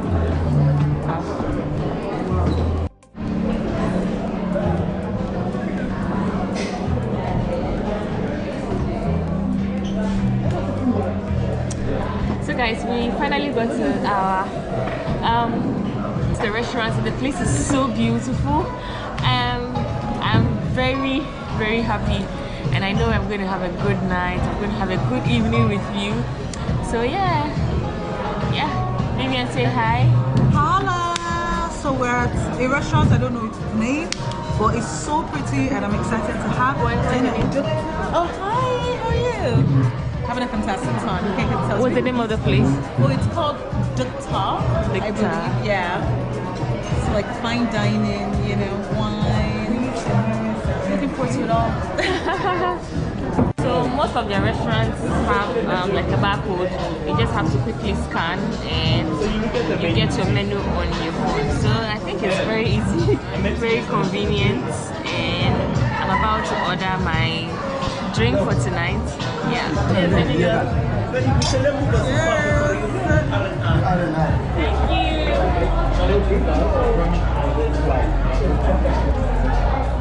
So happy.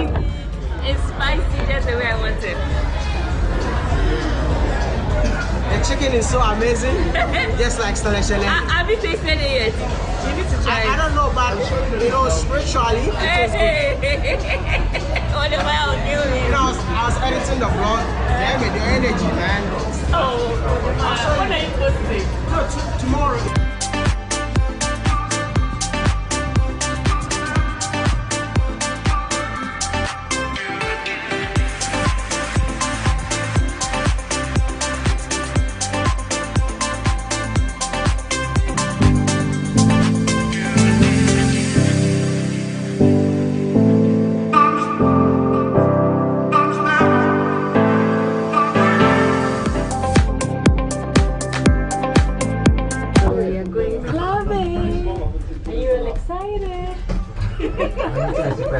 Everyone is tired, but then I'm not tired.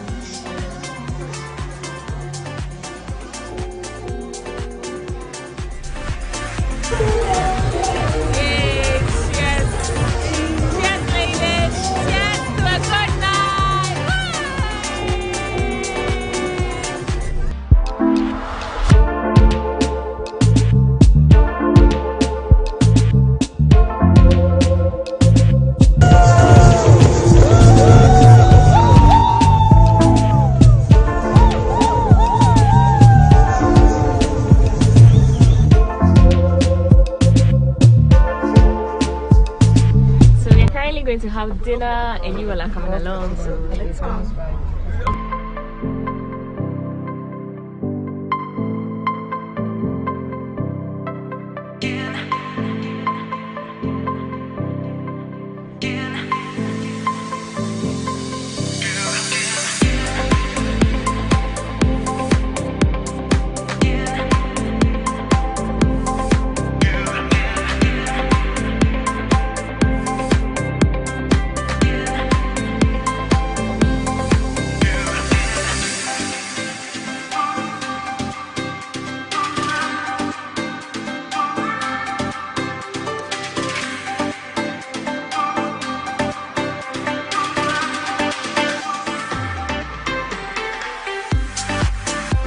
So I ordered a cheesecake, but it came with chocolate. So I'm just eating the ice cream. You're all invited. This is dessert. The ice cream is good.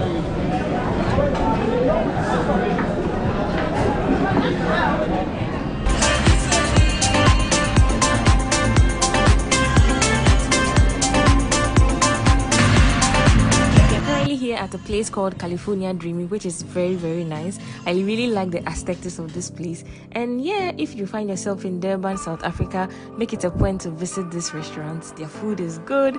I had rice, and one thing I've also realized here in South Africa is their food is really affordable. Like I can have like starter and a main dish together with a cocktail, which cost about 400 rand, which is close to about 200 Ghana cedis, which is very affordable comparing it to Ghana cedi. And so yeah, I hope you're enjoying this vlog so far.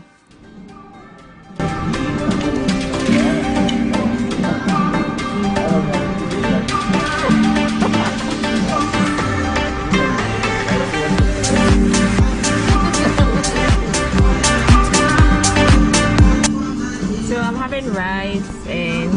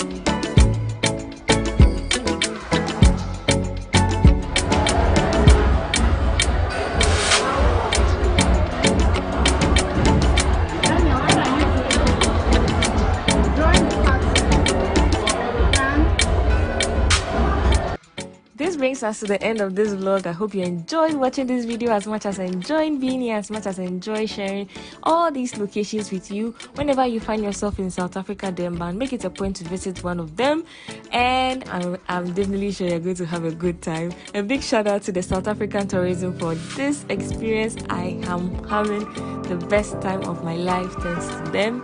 So yeah, hope you enjoy watching this video. I love you all. Kisses.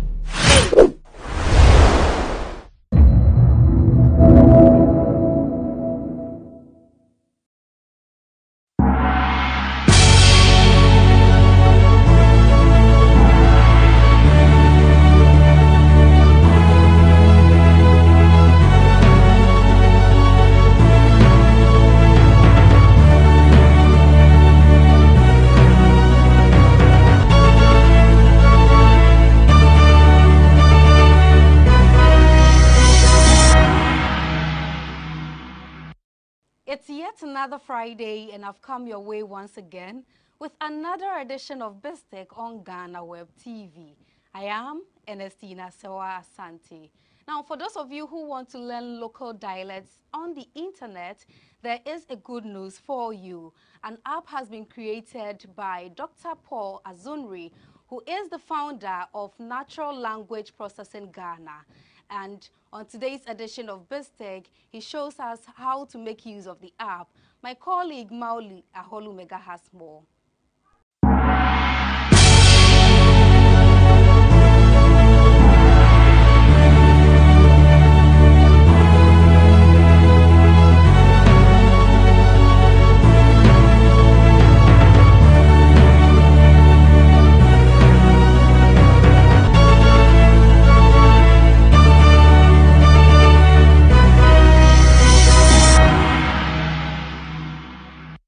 For those looking to learn a local dialect or understand the language of other cultures, a team has created a unique innovation that will help you achieve this goal all through an app. On this week's edition of BizTech, I'll be speaking with the founder of this innovation, the Kaya app, to learn more. Before I introduce my guest, I'll take a quick break and we'll be right back. My name is Mauli Aholumega.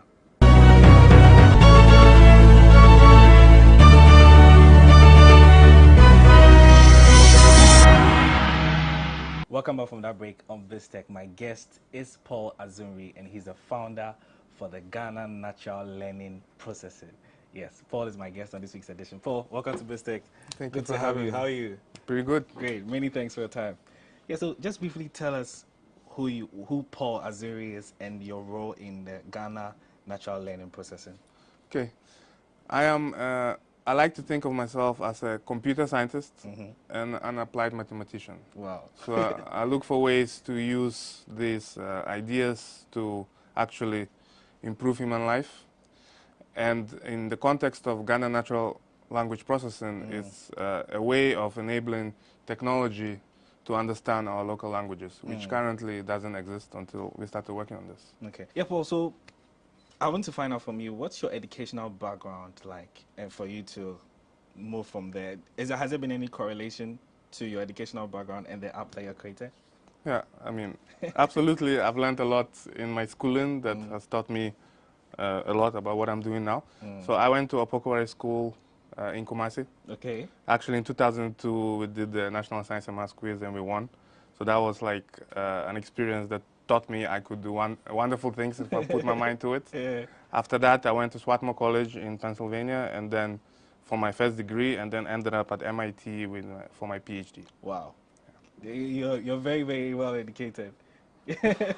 Some would say too much. Yeah. No, I don't think learning has an end. So it's a lifetime process. Yeah, great. Yeah. I'm sure before you developed this app that we're going to talk about shortly, which is the Kaya app, right? Did you have to do some survey to sort of understand, has there been a deficit in the language barrier for people?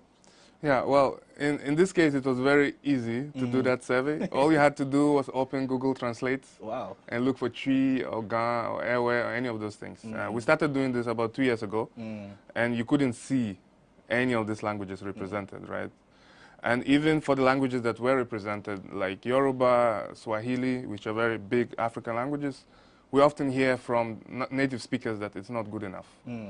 And I think part of the problem with that is because the people working on it so far have not really been Africans, so it's kind of been solved from a distance away. Okay, yeah. So what actually went into the whole, developing process? Because I know it has to take a lot of teamwork and, research and all that. Yeah, I mean, Ghana Natural Language Processing is a group which has more than 100 members, and we started with volunteer efforts. So they would spend time to help us create data and write software and so on, and test various software frameworks to see whether the stuff was good enough for it.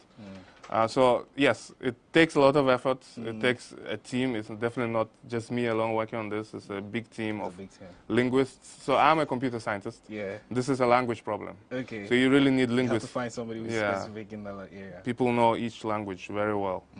So. Okay. Yeah, so I want to come to the artificial intelligence bit. Did you, and machine learning, as an engineer yourself, did you have to, was this like when you were infusing, you know, the languages in there, did you go through any challenges? Oh, absolutely. The biggest challenge is the lack of data. So for languages like Chinese, for instance, you have so many news in Chinese and so on. For Twi, Ewe, and the other languages, that isn't the case. So that's really the biggest issue, because the algorithms that we use nowadays typically are very data hungry. It isn't an issue for most big languages because there's so much data. The internet is here, right? Our phones. But for our languages, we didn't even have keyboards for a while. So we were not even writing it correctly on the internet. So you couldn't really learn from the data that was available.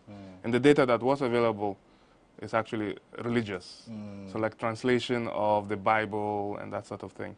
And that brings its own challenges, because the model you build on that is going to be biased, and you have to really control for that. Otherwise, your system won't be very good.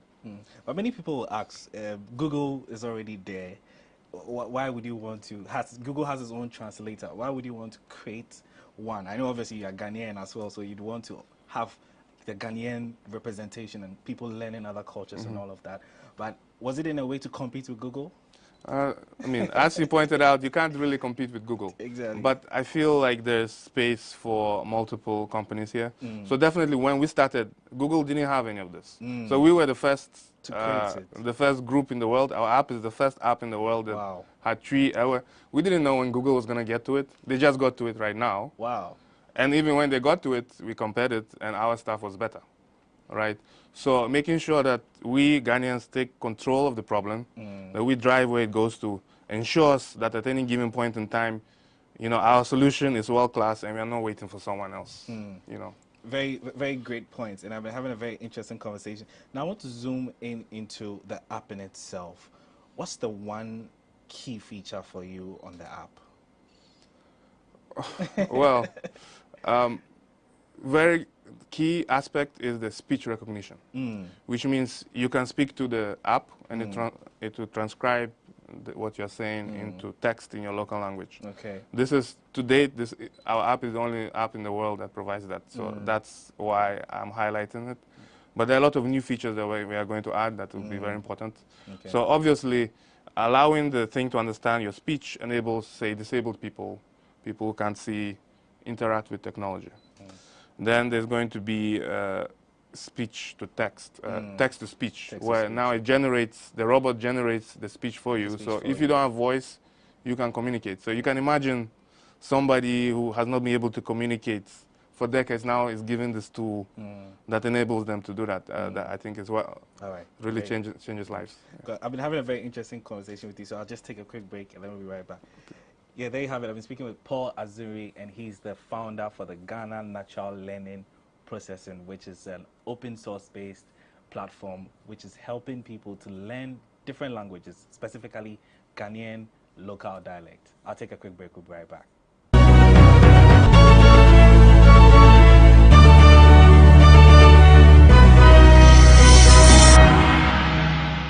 Welcome off on that break. I've been speaking with Paul Azuri, and he's the founder for the Ghana Natural Language Processing, which is an innovation that has been created to help people understand their local dialect. Paul, I've been having a very interesting conversation with you. Still on the app, I want to find out, what's the target market for this app? Is it for schools? Is it for adults? Is it for people in the diaspora? Because, you know, we've had the year of return, a lot of people having to come back home to their roots, having to learn different cultures and all that. That definitely is a big part of it. So all the ones you mentioned are part of the target market. Okay. So first of all, we think introducing an app like this ensures that we Ghanaians have a way to learn our language and use it correctly, which is very important. So people in school can just, they can look up a word, maybe an English word they don't understand, get the tree translation and say, oh, so that's what that English word means, and vice versa, right? So definitely the schools, definitely the diaspora, that one, you target it because usually they have more money to spend, so they'll pay and they're very appreciative of it. So we definitely target them. a big part of what we're trying to do is to make this app support itself, because the big component of it is funding. And you know, in other countries, the governments dedicate a portion of GDP to research and stuff. We don't have that here. So we have to find a way to pay for it itself, right, organically. And so in that, we are targeting companies, so startups or other businesses in Ghana who may need the solution. So, for instance, a lot of people have WhatsApp messages in a local dialect. Maybe they're getting a lot of them. There's no way to process it right now. Our app, we are going to provide an API. So the app is like the front end the user can use. Okay. But we also provide an API where you know it pays very little money to support the research, and then it processes the data for you, it converts it to text. You can do your machine learning analysis, regression, whatever you want on that. Wow. And automate that, and to make it, it's going to enable a lot of things that were not possible before. So. And this is all done in your preferred language? Yes. Wow. So you pick. Right now we have 5 languages in there. We plan to cover the entire map of Ghana. Wow. So all the dialects in Ghana. All of them. Wow. We'll keep going as long as. Then you have to find a lot of language experts to, absolutely. to help you out. Think about it. Language is culture. Yeah. Right. And in the future, probably our entire existence is going to be digital. And if our language have not been digitized, what's going to happen to it? Yeah, I mean, it will disappear. So we have to make sure that we preserve it. Okay. Yeah. So Paul, just still on the app. I know obviously creating apps comes with its own security and features and all of that.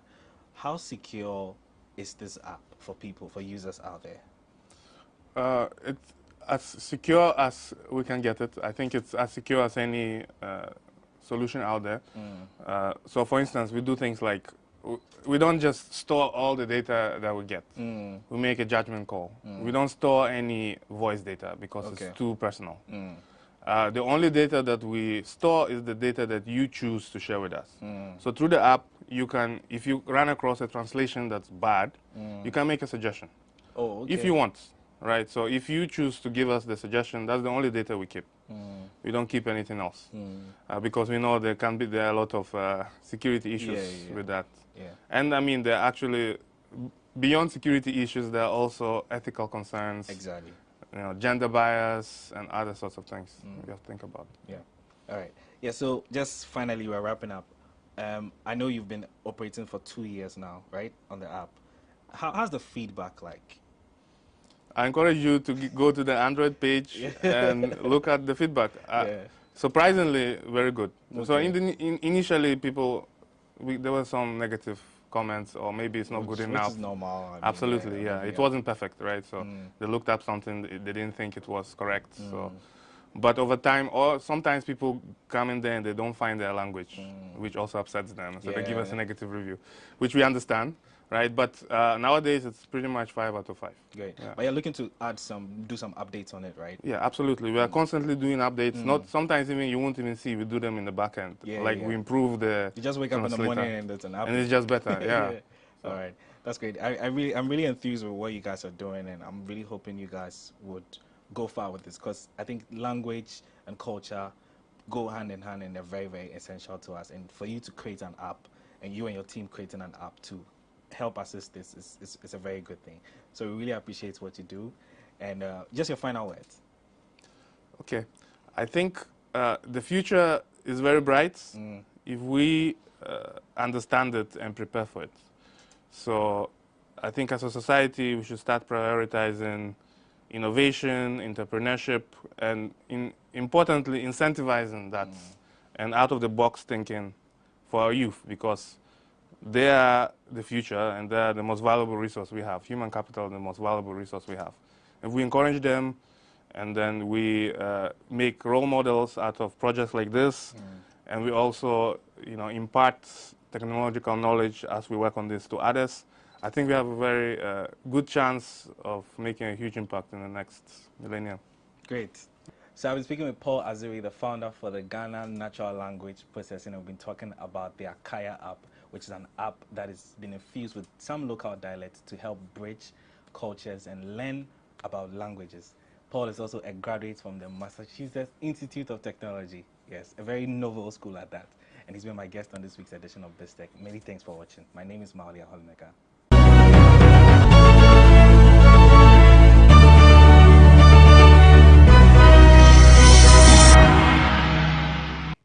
you, Maulia Holumega, for that report. Up next is Biz Headlines.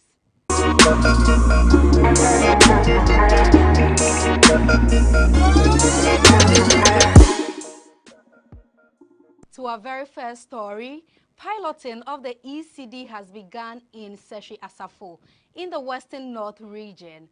This is according to the Governor of the Bank of Ghana, Dr. Ernest Addison. He noted that this is to test the viability of an offline version of the central bank's digital currency in a community where there is no connectivity. He made this disclosure at the Ghana CEO Summit on Monday, May 30th. Mr. Chairman, in line with the rapid innovation in digital financial services, the bank adopted a regulatory and innovation sandbox approach to support the process. Currently, the sandbox provides live tests of innovative digital financial services products, business models, and supportive technologies in a controlled environment for possible market rollout. More recently, the bank took a major step to explore a central bank digital currency within the framework of the Financial Sector Digitization Program. In partnership with G&D Technology, the bank is currently piloting the issuance of the digital currency. This project presents a unique opportunity to design a technological representation of a fiat currency that will drive financial sector digitization further and also facilitate the government's inclusive digital transformation program. In keeping with the bank's commitment to digitization of the sector, the ECD project is progressing steadily. Since financial inclusion is one of the objectives, the bank has deemed it necessary to test an offline version of the ECD that can be used for consecutive payments between individuals and merchants where there is no connectivity infrastructure, just like cash. Digitizing the offline transactions of rural and frontier households holds the key to creating the necessary market linkages that could result in access to finance. So far, the usage and uptake of the offline version of the ECD is being piloted in a small town called Fishery Asafo in the Western North region. Selected users in that community have been using the ECD for daily purchases such as food, grocery, and drinks. The bank will continue to work with these users to obtain the critical usage data that will inform the decision about the ECD's future after the pilot. These are clearly landmark events in providing digital leadership with the payment systems to lead to a digitized economy in the near future. A report by Imani Africa has ranked the Finance Ministry as the most financially reckless ministry in the country.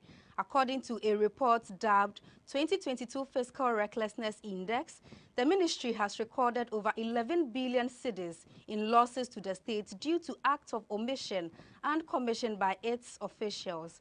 The losses are said to have been recorded between 2015 and 2020, and the calculations were based on irregularities tracked in the Auditor General's report for the said years. We looked at the financial irregularities or the financial cost of the indiscipline of public institutions or ministries, departments, and agencies in Ghana. And over the period between 2015 and 2020, the irregularities of public institutions, that is ministries, departments, and agencies, is about 13.9 billion Ghana cedis. And if you compare that with the period between 2010 and 2014, the irregularities in this period or between 2015 and 2020 has increased more than 13 times, which means that the public financial management reforms that we have implemented are not delivering optimal results to the country. Now, if you critically go into the 13.9 billion, tax irregularities alone was about 9.2 billion. That is over 65% of the total irregularities recorded. Again, cash irregularities was the next highest irregularity, about 21%, or that's approximately 2.9 billion. averagely in the last 6 years, that is between 2015 and 2020, the average financial cost of irregularity is about 2.3 billion, and that is higher than how much we spent during the COVID-19 pandemic or the additional healthcare spending. Then again, if you compare the tax irregularities alone to the amount we've spent on free senior high schools, that is 7.7 billion. The tax irregularities recorded in the last 6 years, 2015 to 2020, is higher than how much we've spent on a critical social service or social intervention program like free senior high school program. Now, if you go into the ranking, the Ministry of Finance and its subsidiary agencies are the most fiscally reckless institution, followed by the Ministry of Health, the Ministry of Roads and Highways, Employment and Foreign Affairs. Generally, most of the public institutions are moderately fiscally reckless, which means that if you're able to tighten the internal controls and public financial management measures in the country, we will be able to address the cause of the recklessness, which are mainly driven by lack of compliance enforcement, weak internal audit control system, and lack of application of sanctions. So when people abuse the laws, nobody is actually applying the sanctions. So these are the main causes of the irregularities. And if you look at now, between 2015 and 2020, the top 5 fiscally reckless institutions is Ministry of Finance and its agencies, Ministry of Health, Ministry of Roads and Highways, Employment and Foreign Affairs. Yeah. Ghana has been categorized as having a higher chance of defaulting on its external debt in the next 5 years, the CFR Sovereign Risk Tracker has said. Results from the tracker showed Ghana scored a mark of 10, indicating that the country has a 50% or higher chance of defaulting on its external debt in the next 5 years. The CFR Sovereign Risk Tracker placed Ghana among 10 other countries, including Egypt, Tunisia, Lebanon, Pakistan, Sri Lanka, Russia, Ukraine, and Venezuela. Among the countries, the tracker showed Egypt as a nation with a slightly below 50% chance of defaulting in its sovereign loans. Touching further on Ghana, the CFR Sovereign Risk Tracker showed Ghana's short-term debt and current account situation is equivalent to 79% of its reserves. The Office of the Special Prosecutor has frozen all assets belonging to the late Sir John. The move comes after the OSP announced it has commenced investigations into the leaked will of the Forestry Commission boss, which showed portions of the Achimota forest land bequeathed to some named persons. Details of the will have sparked controversy among a cross-section of the public, with the Ministry of Land stating that the Lands Commission does not have any documentation to prove that the late Kwejo Owuswe Friye, otherwise known as Sir John, owned portions of the Achimota forest lands. In a statement issued on May 24th, the Lands Minister Samuel Abu-Jinapor directed that the lands declared as owned by the late Forestry Commission boss is deemed as void.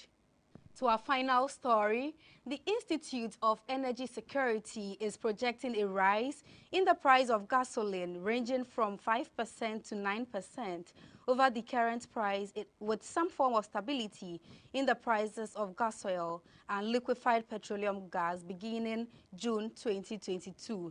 The 5.49 and 4.13% drops in the price of gas oil and LPG respectively on the international market, according to the IES, may not necessarily lead to a reduction at local retail outlets, as most marketers will look to maintain their prices to offset the losses from the depreciation of the local currency.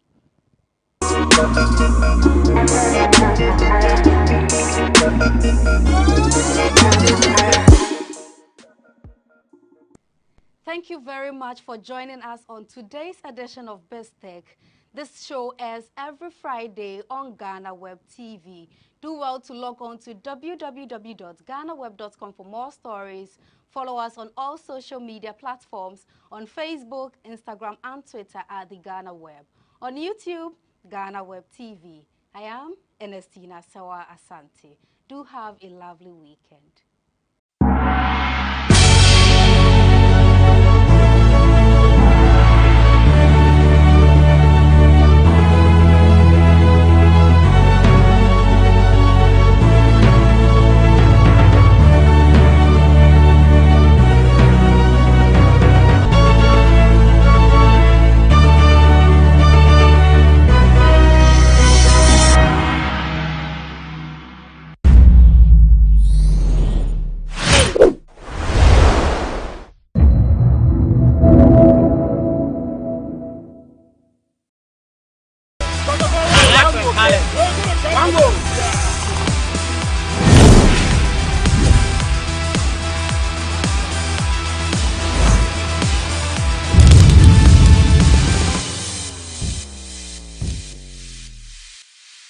Welcome to today's edition of the Sports Debate on GhanaWeb TV.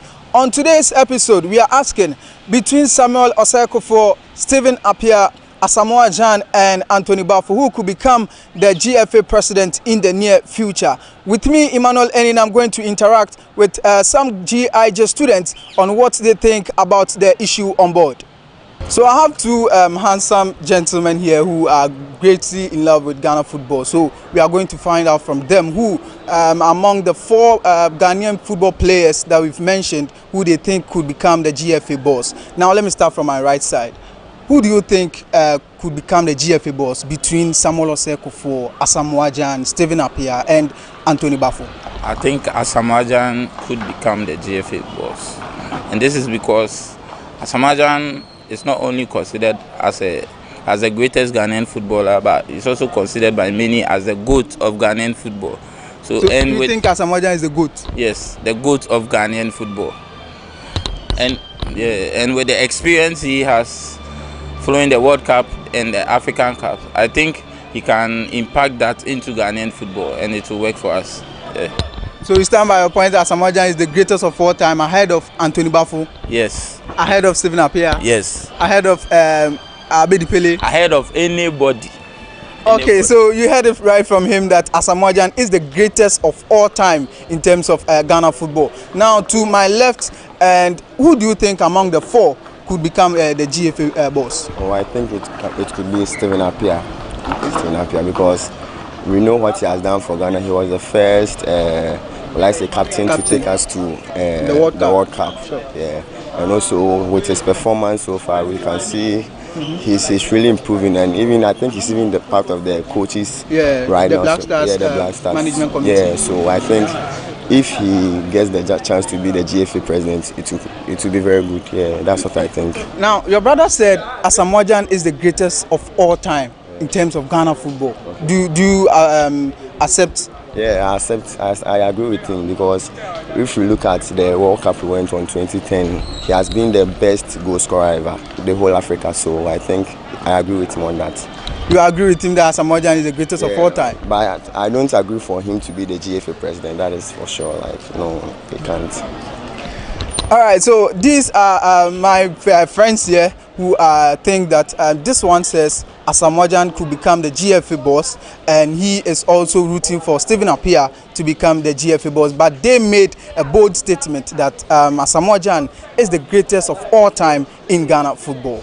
So I have one handsome gentleman here that I'm going to ask that between Osei-Kuffour, Anthony Bafo, Stephen Appiah and Asamoah Gyan, who could become the next GFA president? Who do you think among the four could become the GFA president? For now, I think I'll vote for Osei-Kuffour, because ideally, for me, the competent person could have been Tony Bafo, but he has so many international duties he has to attend to.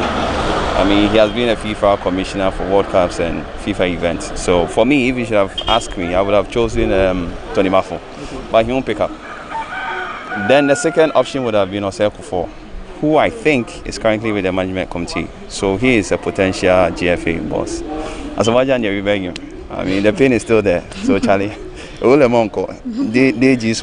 still feel pain from the 2010 yeah, penalty. So he should just Olemonko himself. And then who is the next person? Stephen Appiah.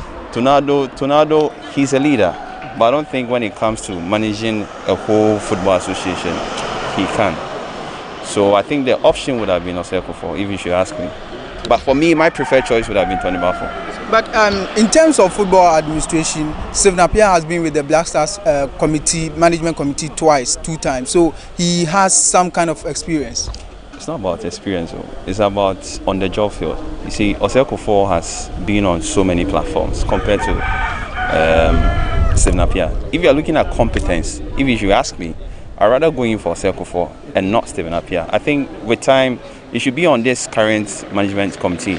He can even help Osei-Kuffour in his tenure as the GFA boss. But I don't think it's ever ready. No offense, no hard feelings, Tornado. I really like you, but I don't think we are capable for now to handle the GFA. That's my honest opinion. Okay, so he tips Samuel Osei-Kuffour to be the next GFA president among the four names on board. Between Samuel Osei-Kuffour, Asamoah Gyan and Tony Bafo and Stephen Appiah. Who do you think could become the GFA boss in the near future? Now I have with me two gentlemen here, and I'm going to ask them in a few minutes. Let me turn to my right and start from this man right here. Who do you think among the four could become the GFA president? For me, I would tip Stephen Appiah because he has been with the Ghana Football Association during the AFCON from 20. Is it the one that we went to Egypt? Yeah, no, the 2018, 2019, then 2021. So he has been with the GFA. He knows the terrain of the GFA. So for me, I would tip Stephen Appiah to be the GFA boss. But that notwithstanding, if Samuel Osei-Kuffour can also take the mantle, I will not be surprised. As for Samuel Jan, I don't think he's into that managerial role that he can manage the GFA. So I will choose between Stephen Appiah then Samuel Osei-Kuffour. Okay. Young man, who do you think among the four could become the GFA president? Yeah, I also think Stephen Appiah is eligible for this position because he has played a very important role in Ghana football, like helping Ghana to qualify for World Cup and many more things. And then Asamoah Gyan too can step in for the role, but I think Stephen Appiah is more eligible than Asamoah Gyan. Okay. So these two gentlemen think Stephen Appiah is the ideal man to become the GFA boss in the near future. But quickly, one more thing: the fact that you are a legend, you play good football, that doesn't give you the money that you can be the GFA boss or something like that. Football is different from managing an administration. Okay. So you see a lot of administrators weren't footballers, but they were successful. You can talk the like of Yiti Mensah, Neil Ante Van der Poel.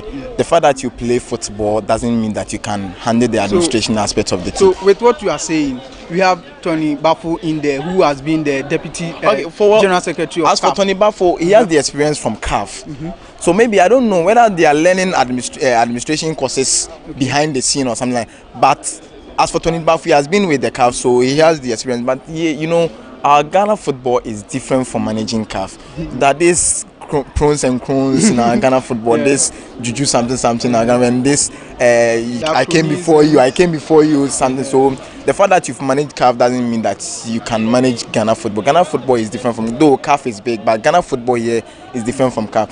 And playing as a legend or scoring more goals cannot guarantee you to manage the administration of our football. All right, so this is what these two gentlemen think regarding the topic on board.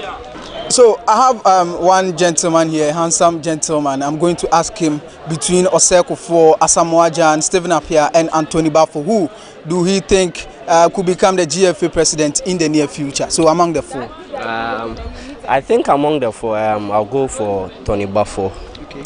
Because if you look at his transition after his playing days, where he went and where he is now, we all know that Tony Bafo has been with CAF. At a point in time, he was the assistant CAF general secretary.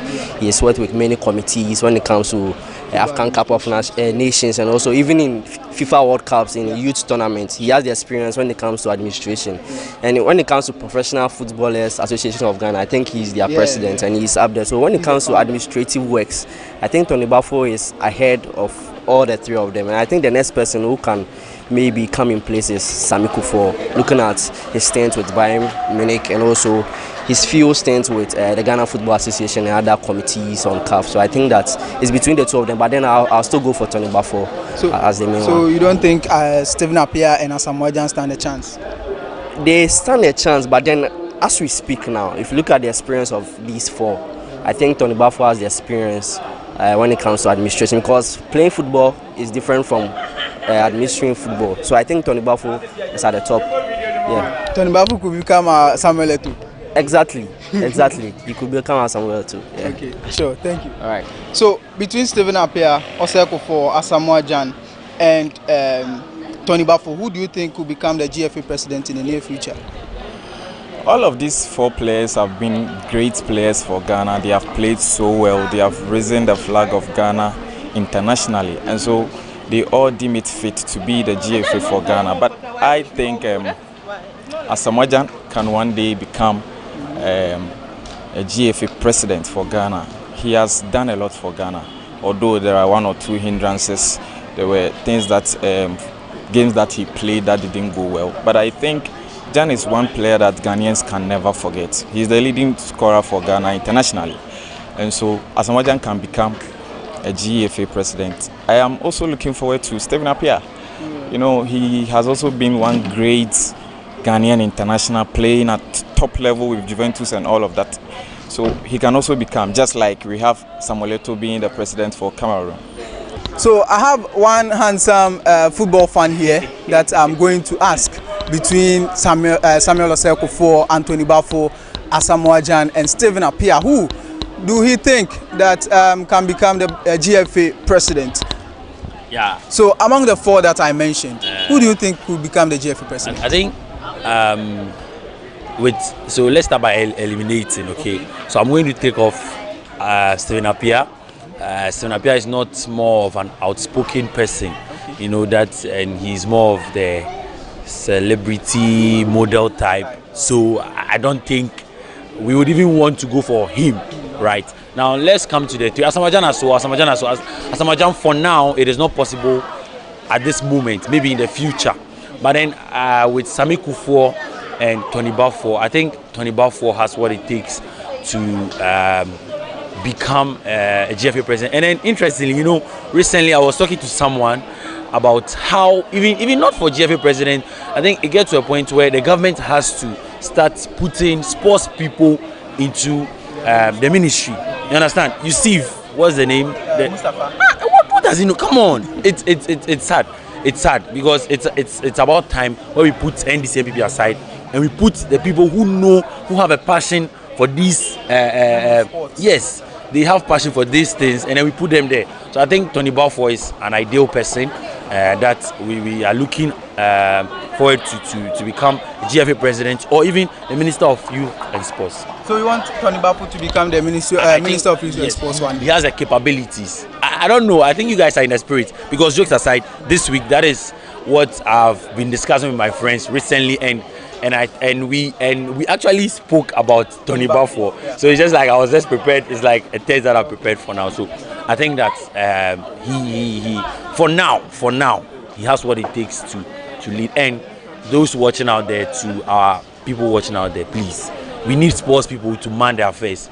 Come on, boss. We need sports people to man their affairs, or else we'll move back. Do you know that the Ghana Premier League as of now has no sponsor? Yeah. What does that? So how would you rate the sports minister? The sports minister? Yeah. Okay. Well, it depends. You know, it's an aspect. Working as a minister with others, I think he has done well. But as a football person who knows in and out, see, there's no way the sports minister would have allowed a state of match would have happened at the Cape Coast Sports Stadium. I get to me. There's no way that would have happened. A real sports minister, football person who knows that, who has played football, knows that pitch, there's no way the student should go and match on that pitch. So I think because and with the way he has handled the Blasters recently, I would give him a 6 over 10, which means that we need a sports person to be there. You get it? Yeah, right. Yeah. So you see, Basigi is not a sports person, and we should Mustafa. You see, Mustafa. I don't know. I just feel I'm so bored anytime I feel. That's no. So 5. In fact, 5 for his name. 5. So you heard from him, and he believes Anthony Baffour is the ideal person to become the GFA boss in the near future, and he gives Mustafa Yusuf, who is the current Minister of Youth and Sports, 5 over 10. There you have it. Some says Osei-Kuffour, some says Asamoah Gyan. Others also believe Stephen Appiah or Anthony Baffour could become the next GFA president in the near future. What do you also think? Let me know in the comment section. This is GhanaWeb TV. I'm Emmanuel Enin, and this is Sports Debate.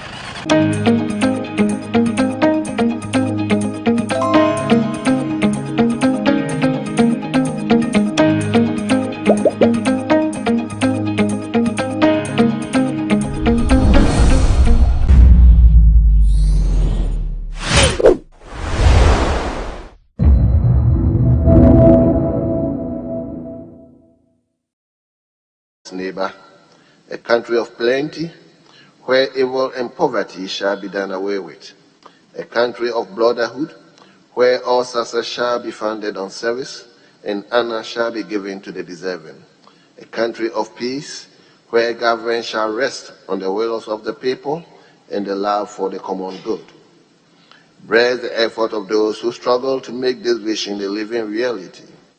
Inspire and strengthen our people that they may give time, thought, and sacrifice to speed the day of the coming beauty of Ghana and Africa. Amen.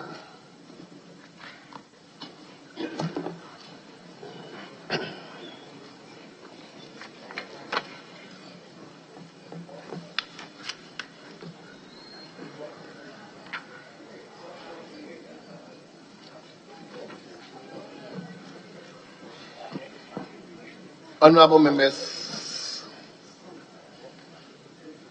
shall we turn to item number 4, collection of votes and proceedings and official report. Item number 4, collection of votes and proceedings and official report. Shall we start with collection of votes and proceedings?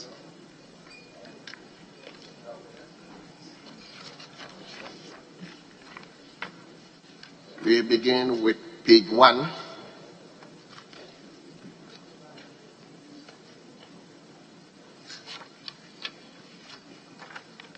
Page 2.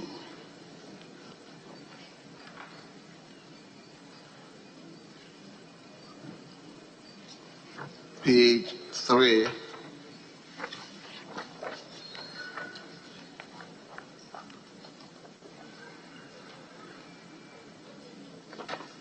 Page 4.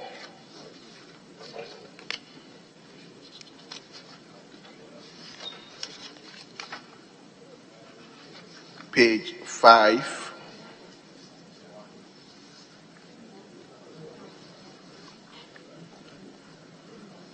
Page 6.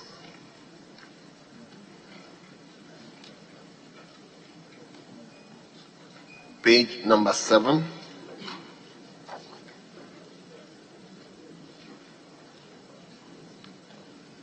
Page number 8.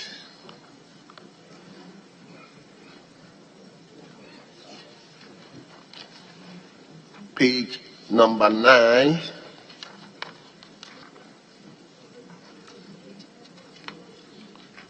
Page 10.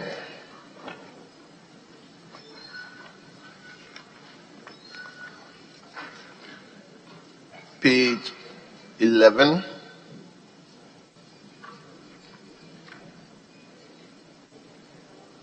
Page 12.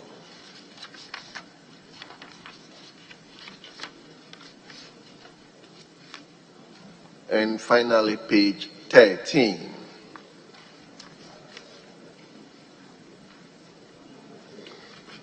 Honorable members, in the absence of any corrections, the votes and proceedings of the 9th sitting held yesterday, Wednesday, the 8th June 2022, are adopted as the true record of proceedings.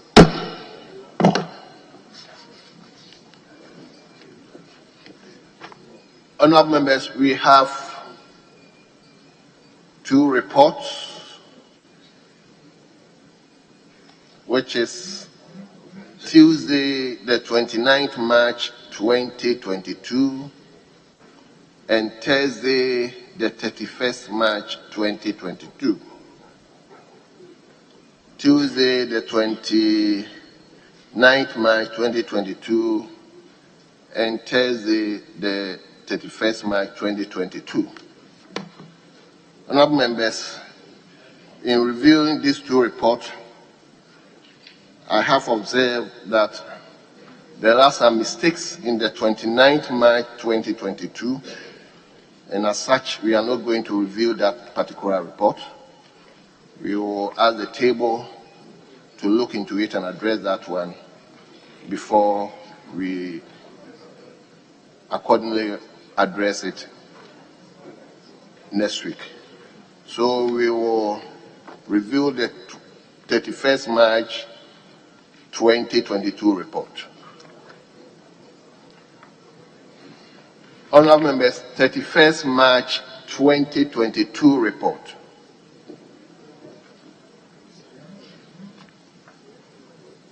Yes, Honorable Leader. Unfortunately, that is not in circulation. I don't know, maybe by now it might be in the pigeonhole, but we don't have it here. So if we can defer that one to the next, so we'll do them together. We don't have the 31st March one. Yes, I don't have. My usher brought the 29th without the 31st. And most of my colleagues too are saying they don't. Honorable members, don't you have the 31st March report?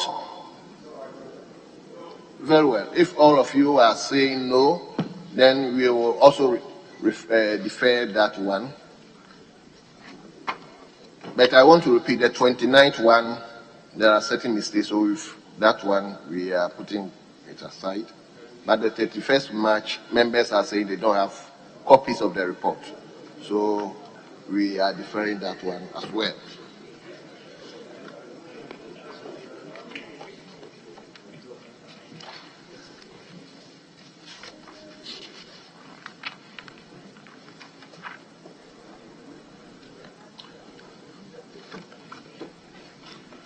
Leadership, is business statement ready?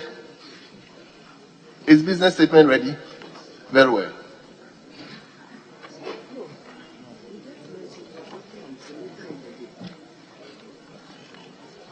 Speaker, I, with respect, seek your leave for us to vary the order of business. Speaker, I come under Order 132 with respect to withdraw the Ghana Standard Authority Bill 2021, which was laid on the 12th November 2021. I so withdraw, Speaker, and the reasons are that there are some technical defects which have been detected, and that has come as a reason for us to do the withdrawals. So I'm seeking your leave.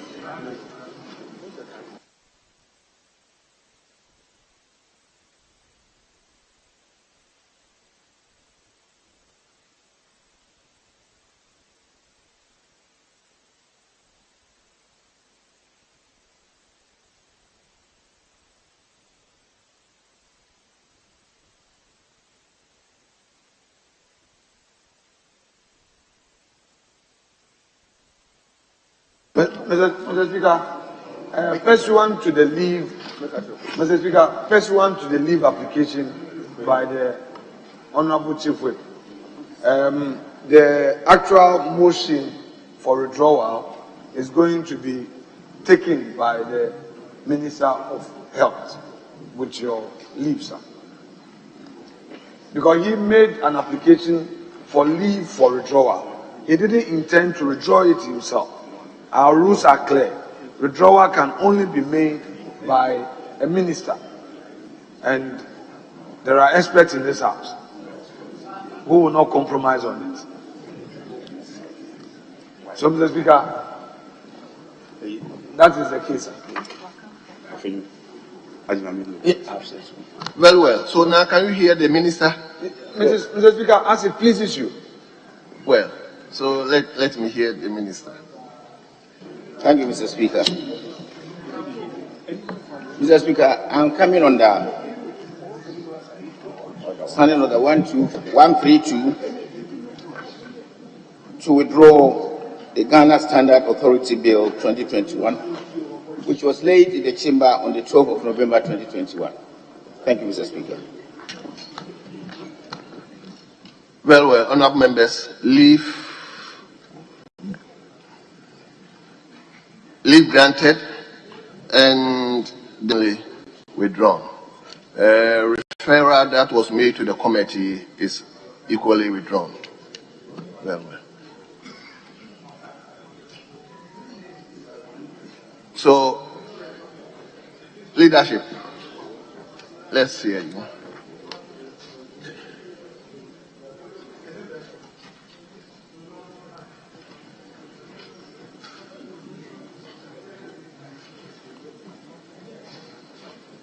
Should we go to the questions or? Speaker, we will continue and again, with your leave, for the bill to be laid by, again, the new bill to be laid again by the Deputy Minister of Health. With your leave. But the Minister for Health. Wait.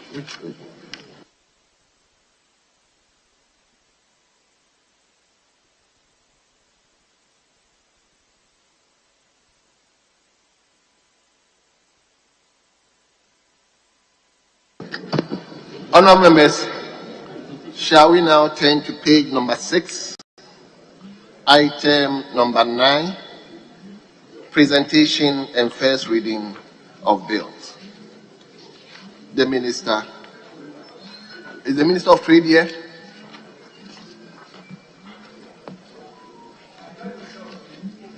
An act to establish the Ghana Standards Authority, amend and consolidate the new related Table. I'm asking whether the Minister of Trade is here.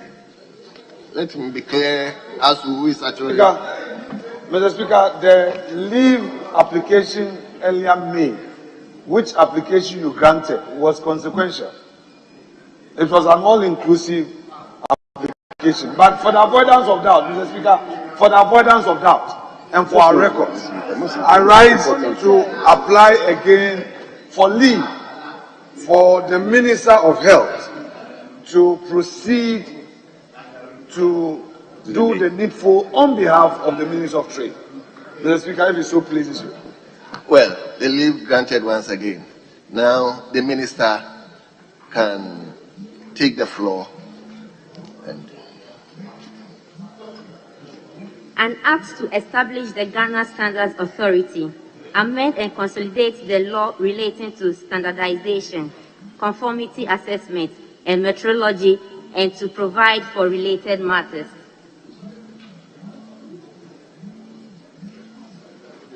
Yes.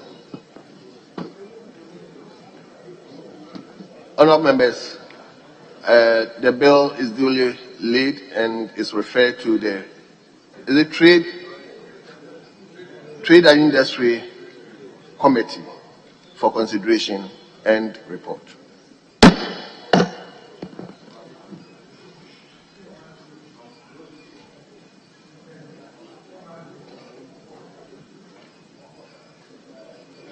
Yes. Speaker, based on earlier discussions we had, we will seek your leave again for the order of questions to be varied. For us to begin with the Minister of Health on questions time. And that starts from question 174 on page 4, Speaker. If I don't pay my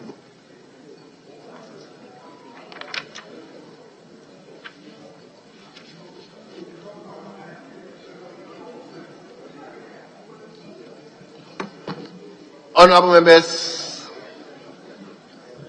let's turn to page number 4, item 174. That is a question from our brother, Honourable Member for Bungu,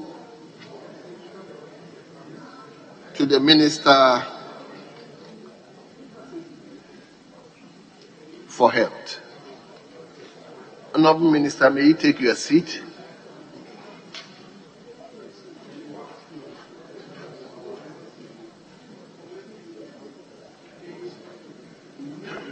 Mr. Speaker.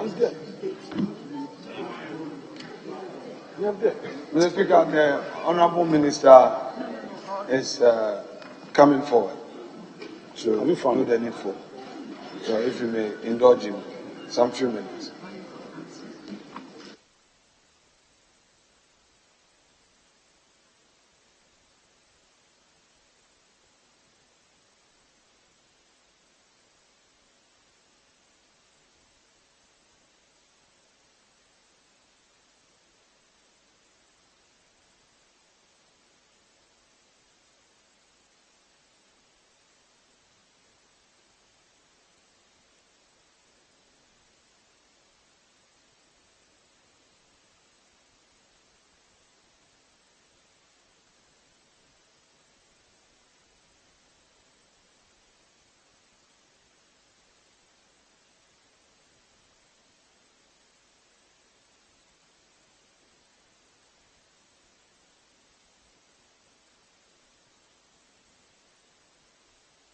Mr. Speaker.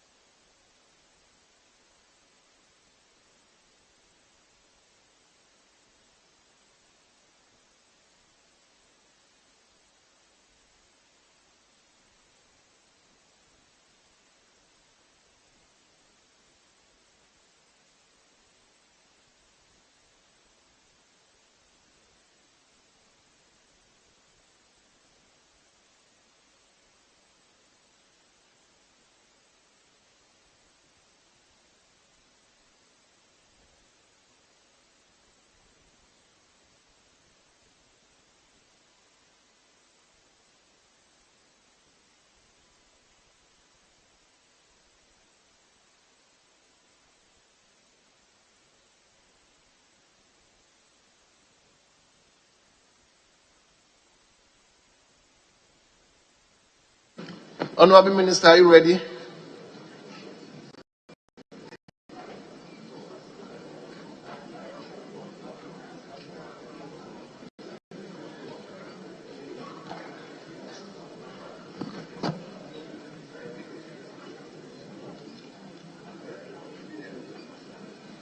Honorable Minister, are you ready?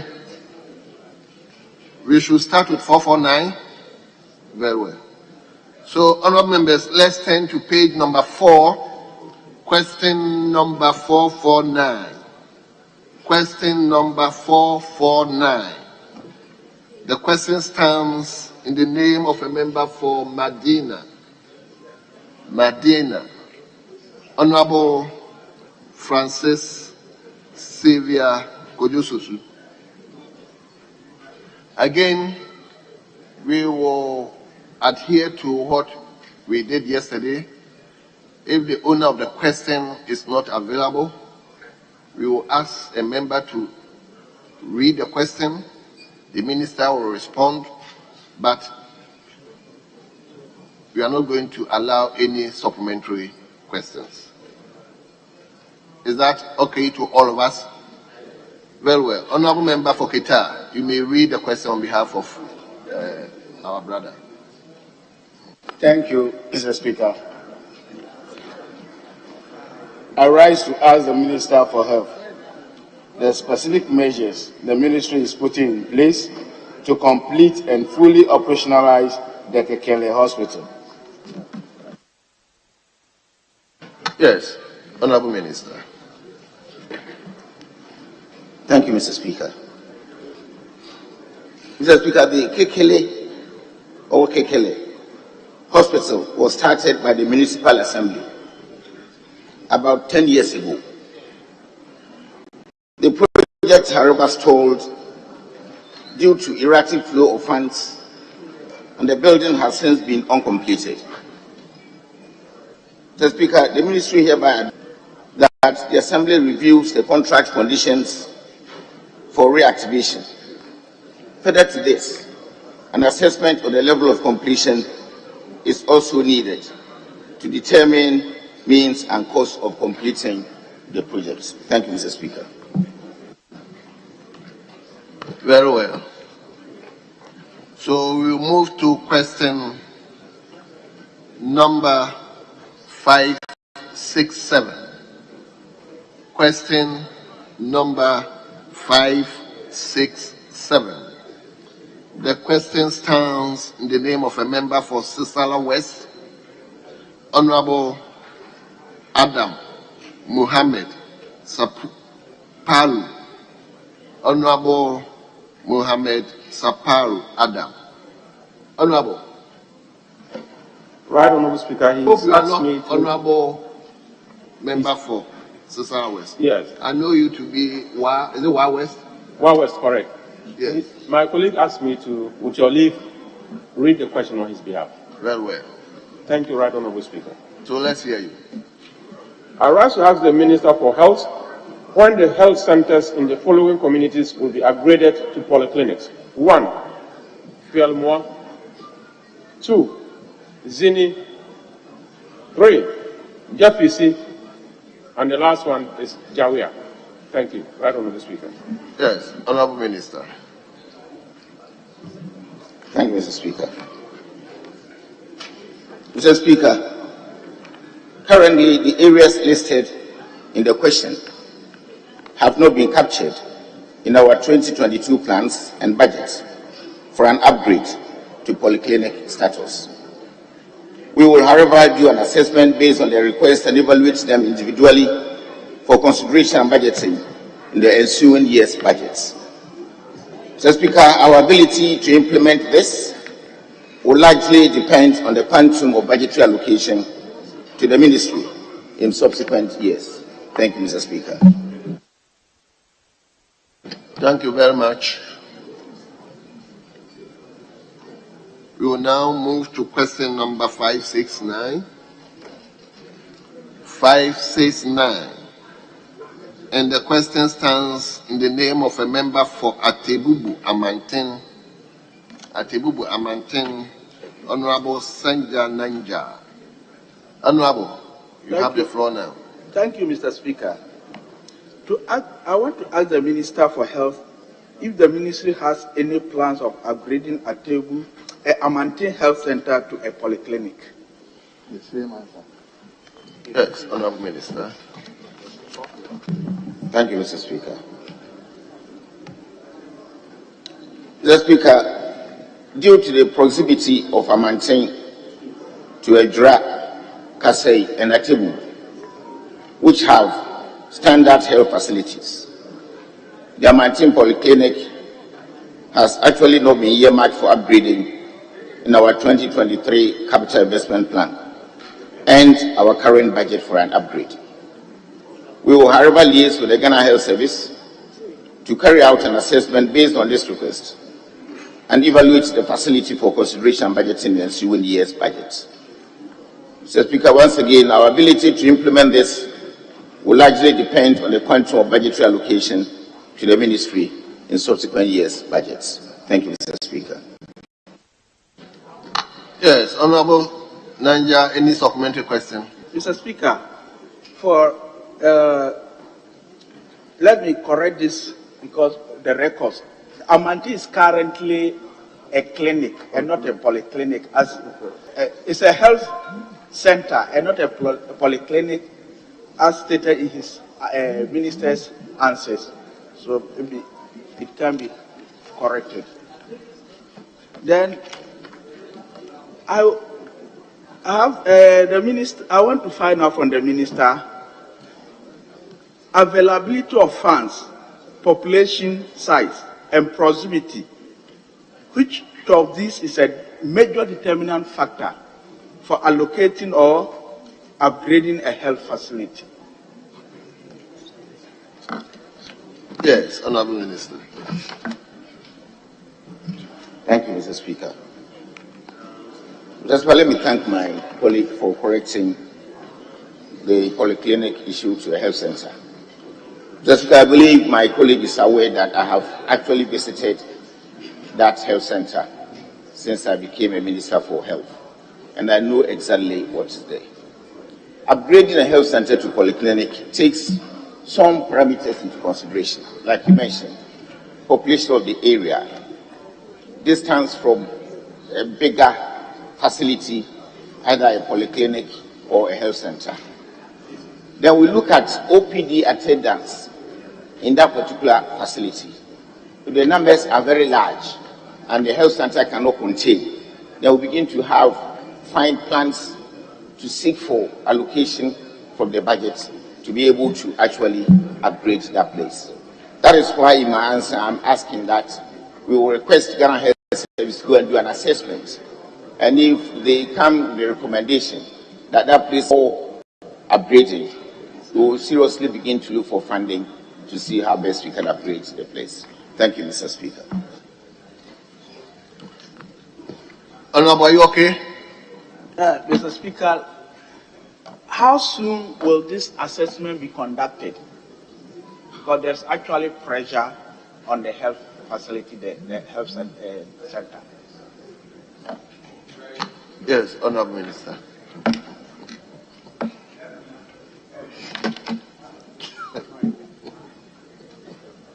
Will my colleague please address the Speaker?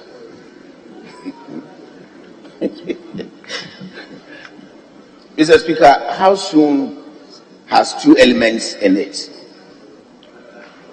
The Ministry's request to Ghana Health Service is within the Minister's control, and that I can easily predict when that can be done.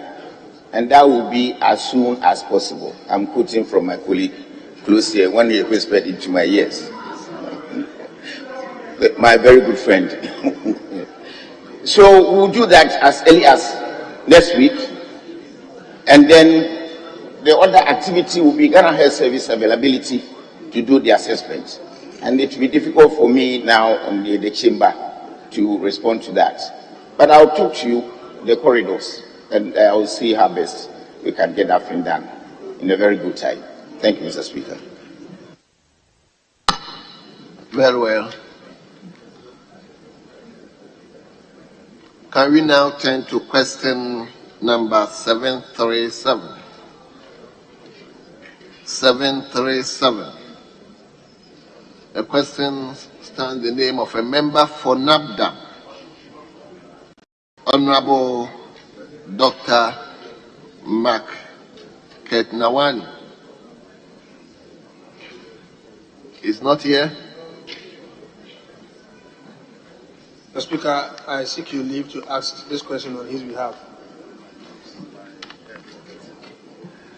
Leave granted. Good. So 7-3.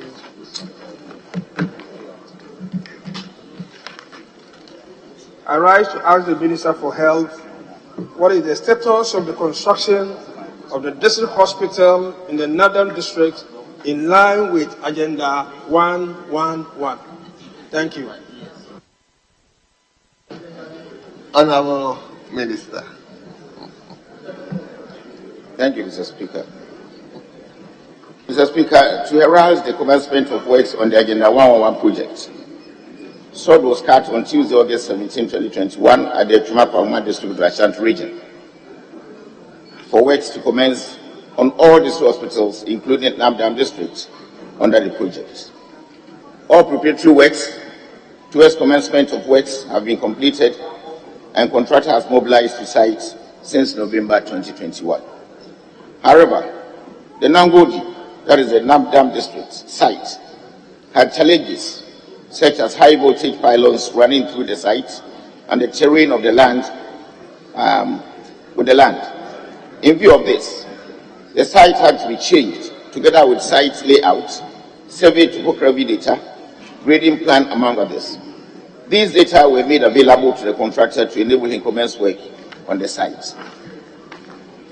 Mr. Speaker, the contractor is currently on site and has started setting out and setting up site office, hoarding, and foundation. The excavation works for the administration block, outpatient department, pharmacy, labs and diagnosis, etc., have been completed. Mr. Speaker, there have been delays and the contractor is behind schedule. However, steps are being taken by the site supervising consultants to redeem the situation. Thank you, Mr. Speaker. Thank you very much.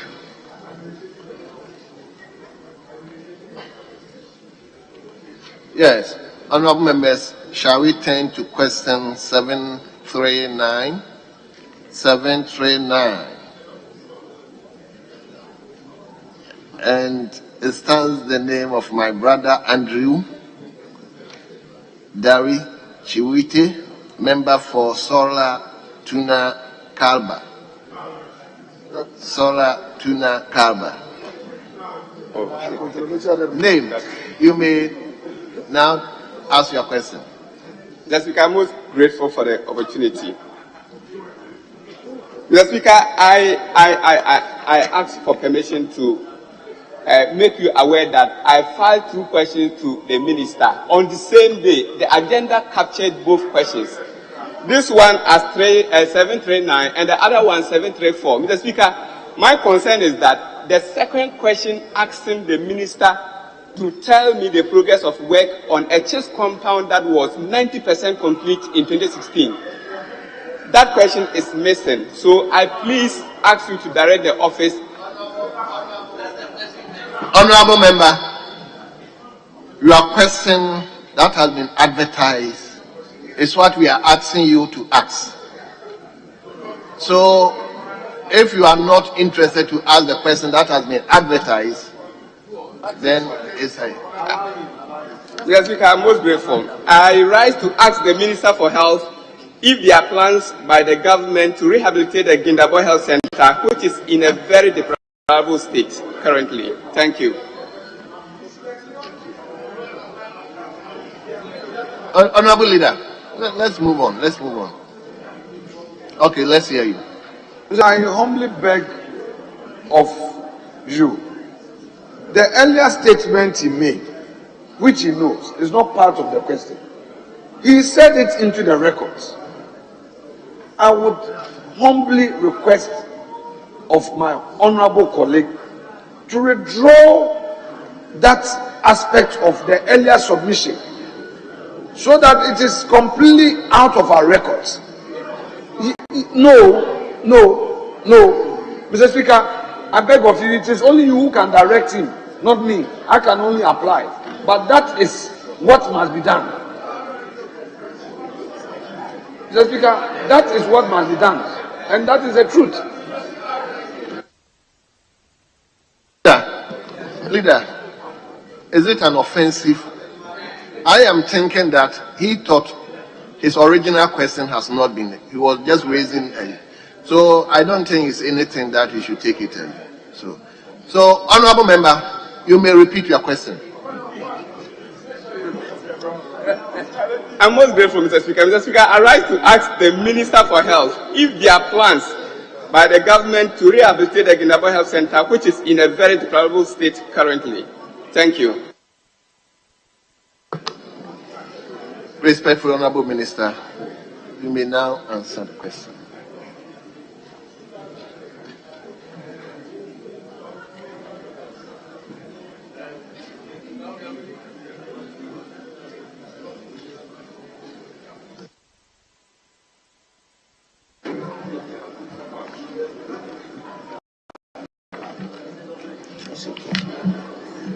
Mr. Speaker. Question, that is 739. Currently, the Gindabo Health Center has not been captured in our 2022 plans and budgets for any rehabilitation works. However, our checks with the District Assembly indicated that the facility has been captured for renovation works to be carried out. The Ministry, together with the Ghana Health Service, will also do an assessment based on this information and evaluate the facility for consideration, and also liaise with this assembly for possible completion. Thank you, Mr. Speaker. Yes, honorable member for Sola, do you have any supplementary question? Yes, Mr. Speaker. Mr. Speaker, my checks with the assembly this morning indicates that the Gindabo Health Center has not been captured in their plans. So my question is, what kind of assurance can the minister give me? Because the assembly has not captured it. I spoke with the DCD, I spoke with the assembly member for the area, and it is clear that Solar Tuna Kalba District Assembly has not captured Gindabo Health Center in their plans. So the minister should kindly give me some assurance, please. So what is the question? The question is, I want the minister to give me an assurance that he is going to liaise with the assembly, because the statement here says he has checked with the assembly, and the assembly also says they have not captured it. So, how will the minister assure me that government is going to attend to the health center in Gindabor? Thank you. Minister, give him assurance. Thank you, Mr. Speaker. Mr. Speaker, the assurance is in the second paragraph, as has been published in the answer. The Ministry and Ghana Health Service will liaise with the Assembly. So whether it has been captured or not, when we go to do the assessments, it will give us guidance. Thank you, Mr. Speaker. Mr. Speaker, the minister's answer just tells me that he did not do any consultation with the Assembly. And so, Mr. Speaker... Honorable member, you cannot jump into that conclusion. Your previous question was that he should give you assurance. Right? He has assured you. So if you don't have any further question, then you move to... Hold on. Yes, Honorable Leader, do you have something? Right, Honorable Speaker. I'm surprised that Honorable colleague, he is supposed to be a member of the Assembly, and he, together with the MCE, are to decide on the projects for the constituency. I'm surprised he's supposed to do that with the Assembly. He's a member, aren't you a member? Well, that is what I do. You're a member, aren't you?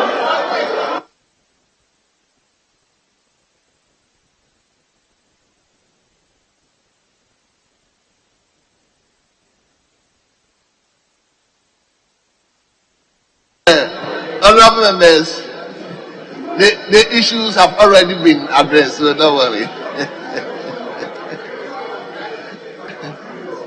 Yes, Honorable member, did you ask another question? I have another question. He has 5 more questions to ask.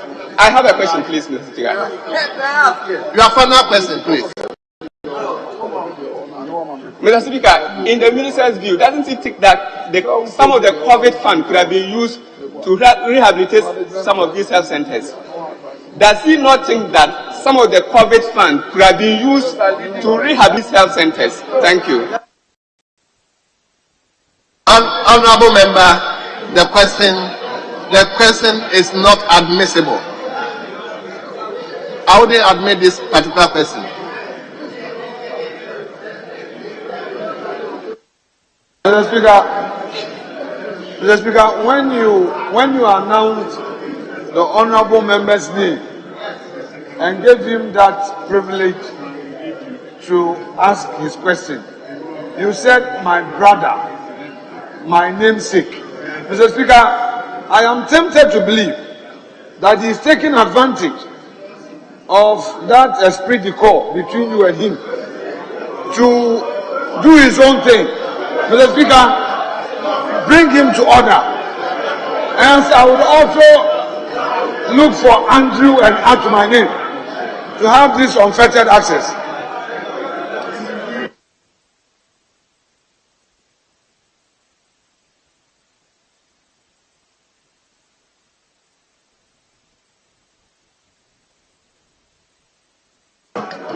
My brother has been brought to book, so don't worry. So we move to question number 886. 886. Is my brother Ejapamesa here?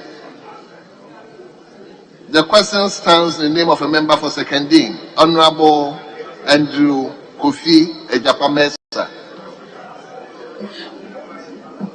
Yes, you are asking the question on his behalf. Honorable Speaker, thank you. I rise on order 68.3 to seek your leave to ask a question on behalf of my colleague who is also attending some important speeches. You see, he's also my name. He's also Andrew. So if you leave, Mr. Speaker, I wish to ask the Minister of Health the step taken to implement the Agenda 111 policy initiated by His Excellency the President towards redevelopment of Ifuan Kwanta and the construction of an additional regional hospital to serve as referral facility for major health emergencies in view of the recent explosion that occurred at Apiati in the Western region. I thank you, Honorable Speaker. Very well, Honorable Minister. Mr. Speaker, the Ministry has concluded all contractual arrangements for the construction of the Agunan Kwanta Hospital, as well as the redevelopment of the Ifian Kwanta Hospital. The contractor is mobilizing to site, and works are expected to commence by end of the second quarter of the year. Thank you, Mr. Speaker.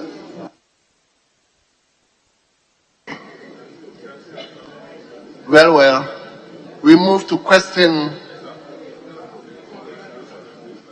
Minister, Honorable Member for Okaikwe Central, he was speaking to somebody, yet he is saying he didn't hear your answer. Mr. Speaker, I'm afraid that might not be the case.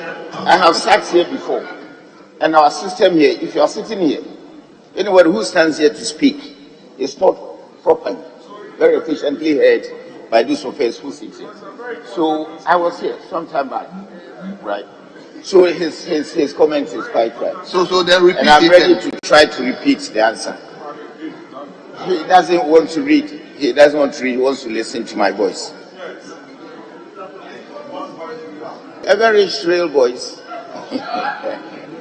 Mr. Speaker, the Ministry has concluded all contractual arrangements for the construction of the Agunan Kwanta Hospital, as well as the redevelopment of the Ifian Kwanta Hospital. The contractor is mobilizing to site, and works are expected to commence by end of second quarter of the year. Thank you, Mr. Speaker. You don't have the opportunity to ask any supplementary question. No. No. We move to Eurocrobo. Honorable Abet Tete Nyakuti. Question number 1025. Yeah. Question number 1025. Eurocrobo. Honorable, you have the floor now. Mr. Speaker, thank you for the opportunity. This question was filed. Honorable members, order, please. Mr. Speaker, this question was filed on the 11th of February this year. So there have been some developments, but I'll go ahead to ask the Minister for Health. Honorable member, you asked the question 11th of April, and this is the time that the answer is available. So okay. I don't see the need of going back to, I ask the question, please. Okay, Mr. Speaker, I'll go ahead to ask the Minister for Health when the completed Somania District Hospital in the Eurocrobo constituency will be operationalized. Yes, Honorable Minister. Mr. Speaker, I very quite well remember this question has been answered here in the chamber. My colleague is aware. The good news is that the hospital has started operating as I speak now. So the DCE has been very helpful, and we've got all the challenges resolved, so they are now operating the facility. Thank you, Mr. Speaker. Thank you, Mr. Speaker. I want to ask the Health Minister when support staff will be provided for the hospital to enable the hospital to operate smoothly. Yes, Minister. Fully. Mr. Speaker, we have a skeleton staff that is supporting them now. A full complement of staffing will be made going forward into the future. Thank you, Mr. Speaker. Are you okay? Thank you very much. Very well. So we now move to Menshianov. Honorable Akwesi Kunedu. Question number 1026. Question number 1026. Mr. Speaker, with your leave, I will do so on behalf of MP for Menshianov. Very well. Let's hear you. I rise to ask the Minister for Health what benefits have been realized from the hospital construction agreement with Eurojet, the Invest Group, And when will all projects be expected to fully materialize? Thank you, Mr. Speaker. Yes, Honorable Minister. Thank you, Mr. Speaker.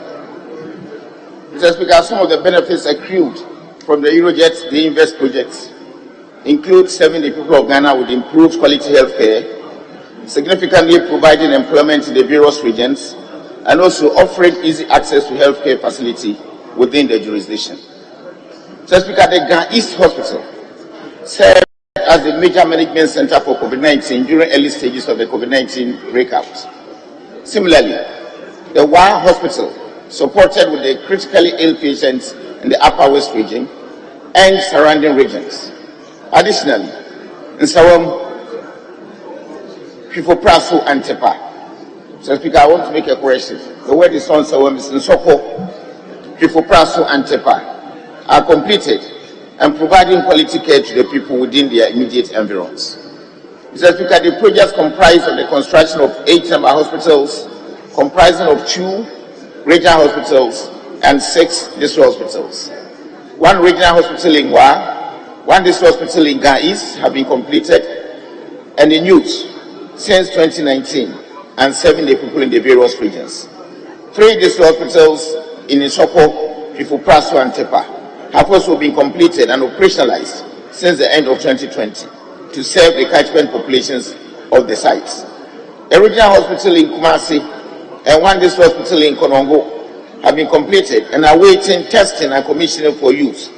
As it stands, the remaining hospital at Salaga is scheduled to be completed by the first quarter of 2023. Thank you, Mr. Speaker. Very well.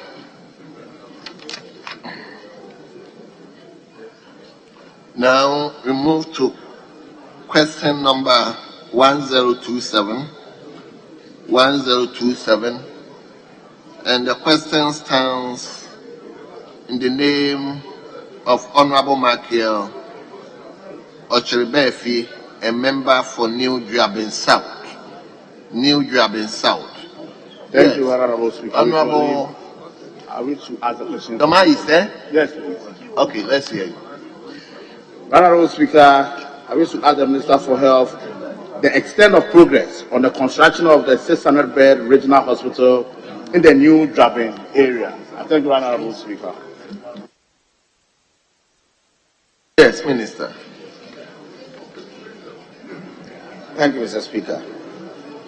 Mr. Speaker, currently the substructure works and mechanical, electrical, plumbing, first fixings are ongoing steadily at 91% and 60% complete respectively. The overall progress of works stands at 35%, which is consistent with the program of work as agreed. The entire project is on schedule, Mr. Speaker. Thank you. Thank you very much.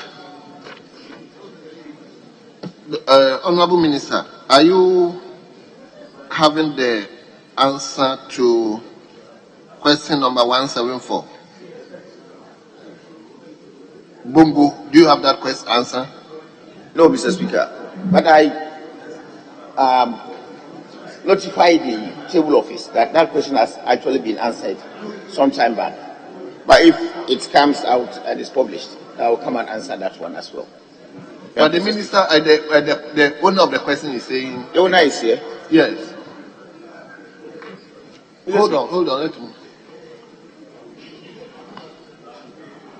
So,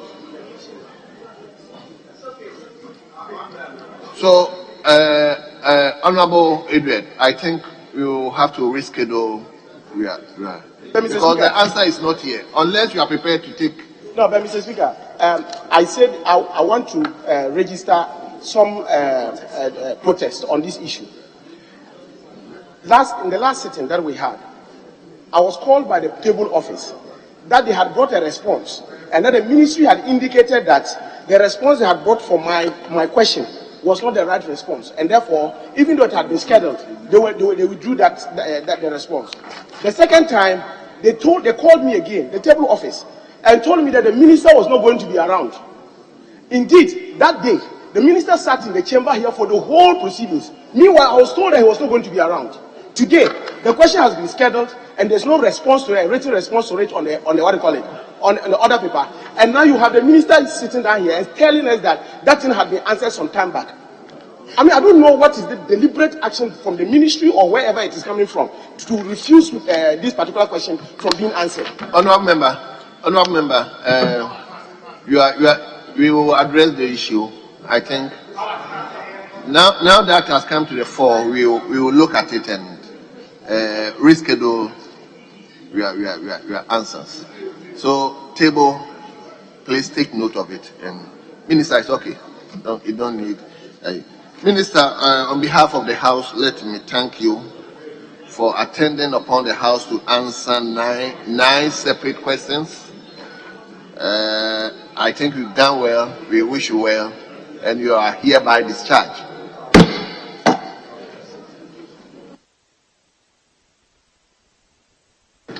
May I now invite the Minister for Fisheries.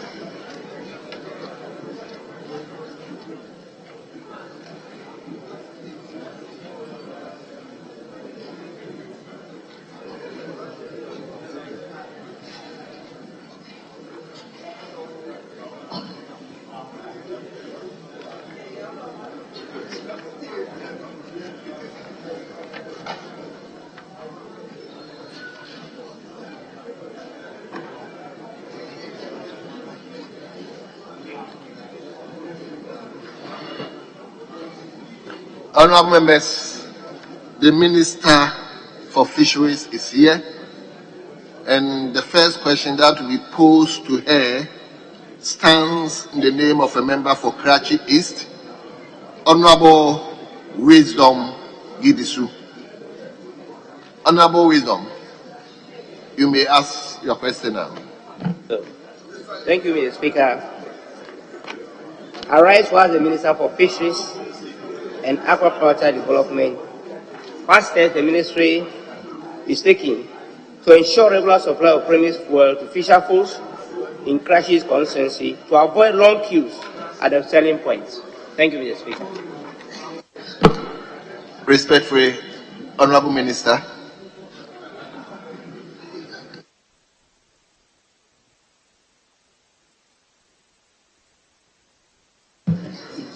Thank you, Mr. Speaker. Mr. Speaker, before I respond, I will want to plead that there has been a slight change in the response. So I want to draw your attention. Thank you so much. Mr. Speaker, the Landing Beach Committee at Karachi East serves several adjoining communities from where fishermen access premise fuel for their operations.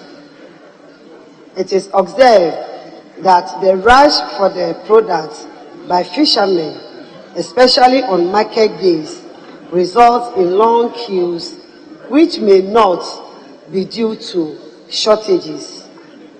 It is important to note that since March 2022, premise fuel supply has been irregular.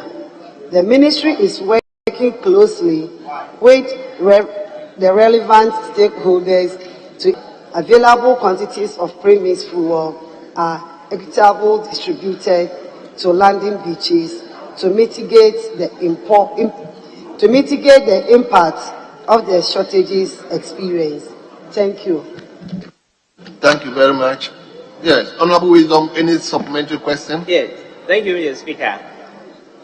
Mr. Speaker, I want to thank the Minister for this answer. But since this is House of Records, also want to put on record that the impression that the premium fuels, the long queues and rushes come only on market days is not correct. As I speak now, if a tanker gets to the constituency now, there will be a rush for it. Today is not a market day. So the impression that it's only on market days, I want to put on record that, Honourable Minister, this is not correct. And I also want to find out from the Minister, whether in his own view, if the supply is constant or regular, would there be queues and probably queues and shortages with regards to the sales of the product. Minister, did you get the question? Or I should ask him to repeat. Honorable member, please. See, at times that's the issue of if we prefix our question with a lot of grammar. So just go straight. Thank you, Mr. forward Speaker. into the question. In her view, she stated here clearly that the supply, the shortage or the long queue and the rush is not has to do with it's the shortage of the product. And I'm saying that if the supply is constant and regular, would there be queues? Would there be rush for the product? Minister.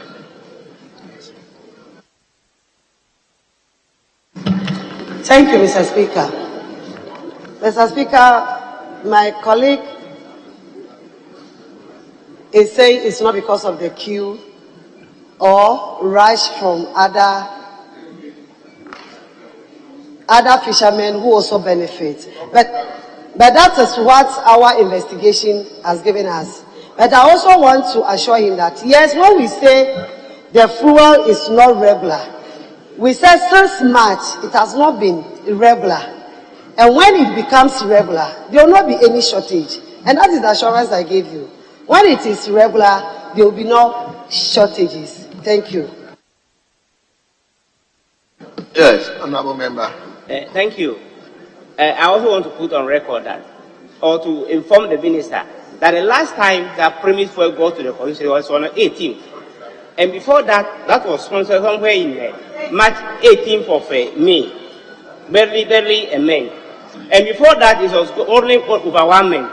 So, when I say it was not regular, that was also a fact. And he also attested to the fact that before March. Honorable Wisdom, question. Yes, sir. Question.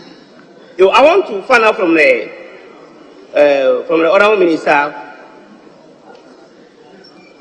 whether he's aware, she's very much aware, that people whose works are not related to fishing and probably farming, when the product arrives, buy this product, large quantities, stock the product, and resell at 400%. Some even buy at 60 Ghana cedis, just like the standard price, and resell at say 200 to 250 Ghana cedis. If she's aware about what measure is she putting in place to curb the situation. Thank you, Mr. Speaker. So your question is to find out whether she is aware. Aware. The measure she's putting in place to stop this practice. Yes, Minister.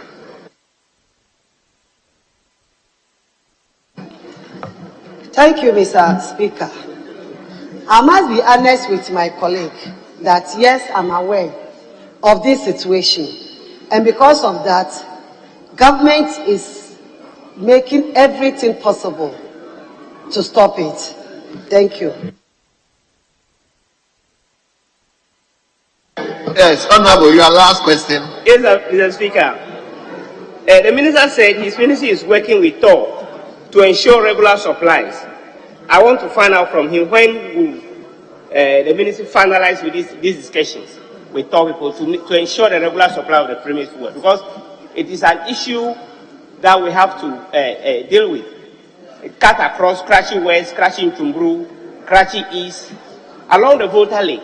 It is serious. And she is aware. I'm happy to say she's even aware about this. So I want to know when will you finalize your discussion with TOR to ensure the regular supply of the product. Thank you, Mr. Speaker. Yes, Honorable Minister. Thank you, Mr. Speaker. As I confirm that we are aware of the irregularities, we are also in discussion with stakeholders, which TOR is also part of. They are all part of the stakeholders. And I believe very soon we'll come to a conclusion, and then the products will be available for every fisherman to do his or her fishing activities. Thank you. Thank you very much, Honorable Minister. We move to your constituency is at Bungu, and you are We move to question number 749.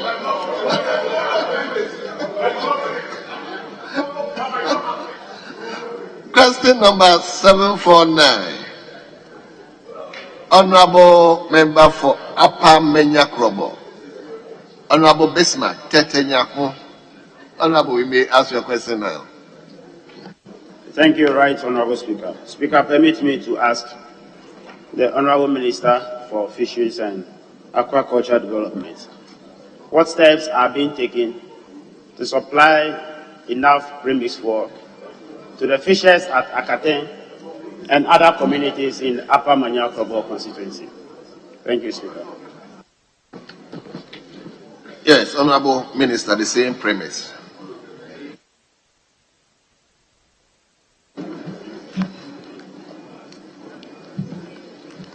Thank you, Mr. Speaker.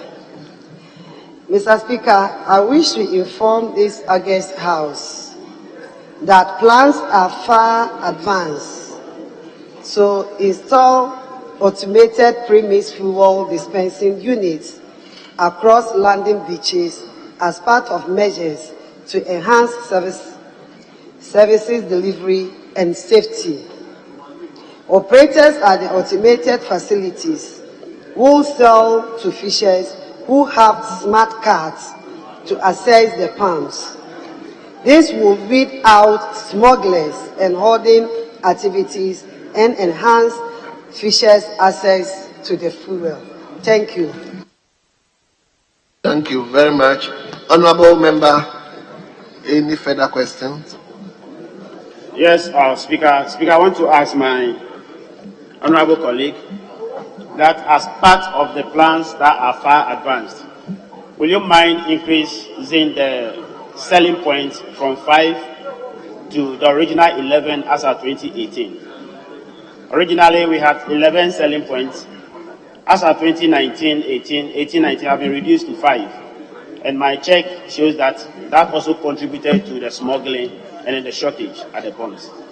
The question again is whether you will be minded to increase the selling points from 5 to 11.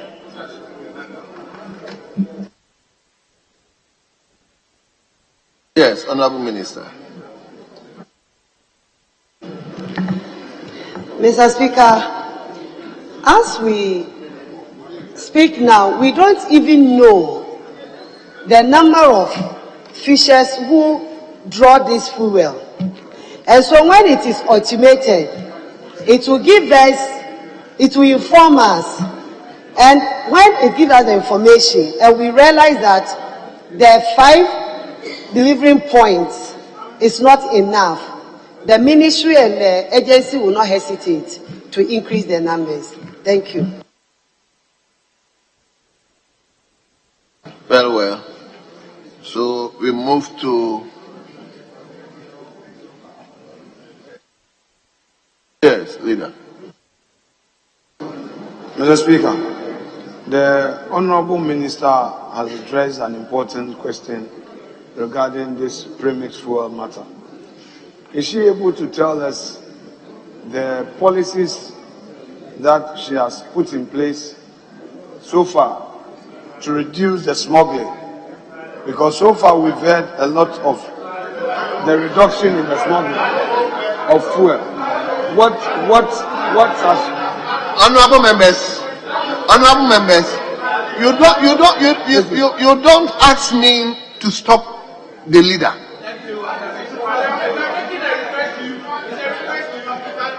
Honorable members, you don't force me to stop the leader.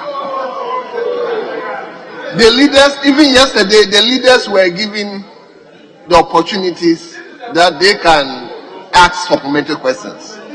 So, Honorable, I'm not going to give you the opportunity to speak. So, leader, have you finished your question? Yes. Honorable Minister, you finish. Okay, let's hear you. Mr. Speaker, the Minister in her answer gives a clear impression of efficiency in the delivery of premix. I would like to know from the minister what steps she is taking to reduce the smuggling, because it's obvious that it has really gone down. We want to know from her what she has done so far in ensuring that this has been achieved. Mr. Speaker, thank you. Yes, Honorable Minister, you may answer the question.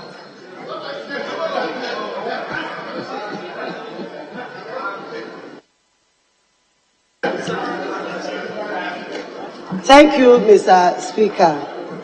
As my honorable colleague asked his question, that people are smuggling and hoarding, and what are we doing? I made mention that we're doing installation. And this installation, one will ask that are we saying all this while we've not been monitoring the supply of the premix fuel? Yes, but it isn't efficient. And so now we're coming in with a more efficient one. That when I'm even in the office, I can read the truck that is loading from shore to the landing beach and the quantity that will be in the drum or the tank. I will know whenever a fisherman draws a premix fuel from the dispensing, it will inform me. And so we are going to do the automation, which will be the magic for eradicating of the smuggling and then the hoarding. Thank you. Very well. Honorable Member, why? What? Come again? I have a follow-up question. No, you don't have that. We move to you upper where you have a water fisheries. Mr. Speaker, I'm the deputy ranking to the committee. I have a follow-up question. Respect. No problem. No problem. You don't have that mandate. So we move to question number 909. 909. And it stands the name of Saudai. Honorable Roxanne Nelson Kwame Dafiamapo. That's how I couldn't pronounce it. Mr. Speaker, may you live long. Honorable, you may ask your question. Please, let's have order in the house, please. Mr. Speaker, may I seek your leave to amend a portion of the name of the town in the question? It's actually spelled Tango Sarah Alpha Nancy Alpha Kilo Papa Echo, and that is Chanakwe. So it is not Bawakwe.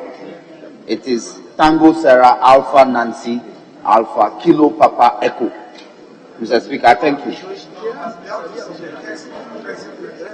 Mr. Speaker, I rise to ask the Minister for Fisheries and Aquaculture Development what steps the ministry is taking to establish an aquaculture and fish farm in Tongochanakwe in Southern District. Mr. Speaker, I thank you for the opportunity. Yes, Honorable Minister.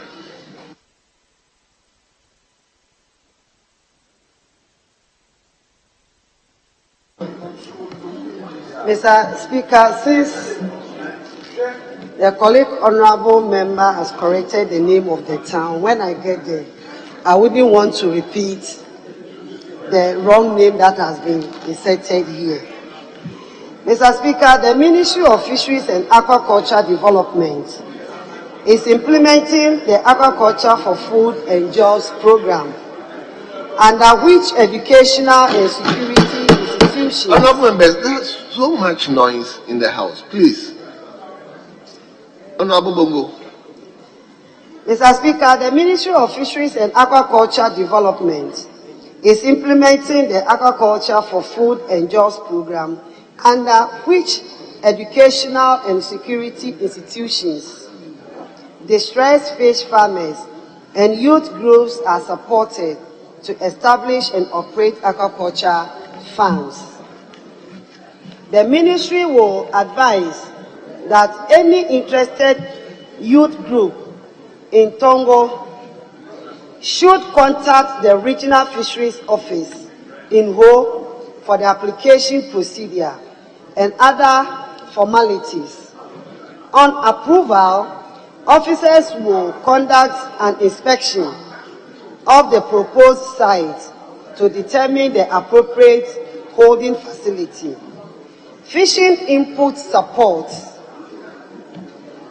like fingerlings and fish feed and extension officers, will be given. Thank you, Mr. Speaker. Thank you, Honorable Minister. Yes. I shouldn't allow him any further question. Mr. Speaker, a very friendly follow-up question.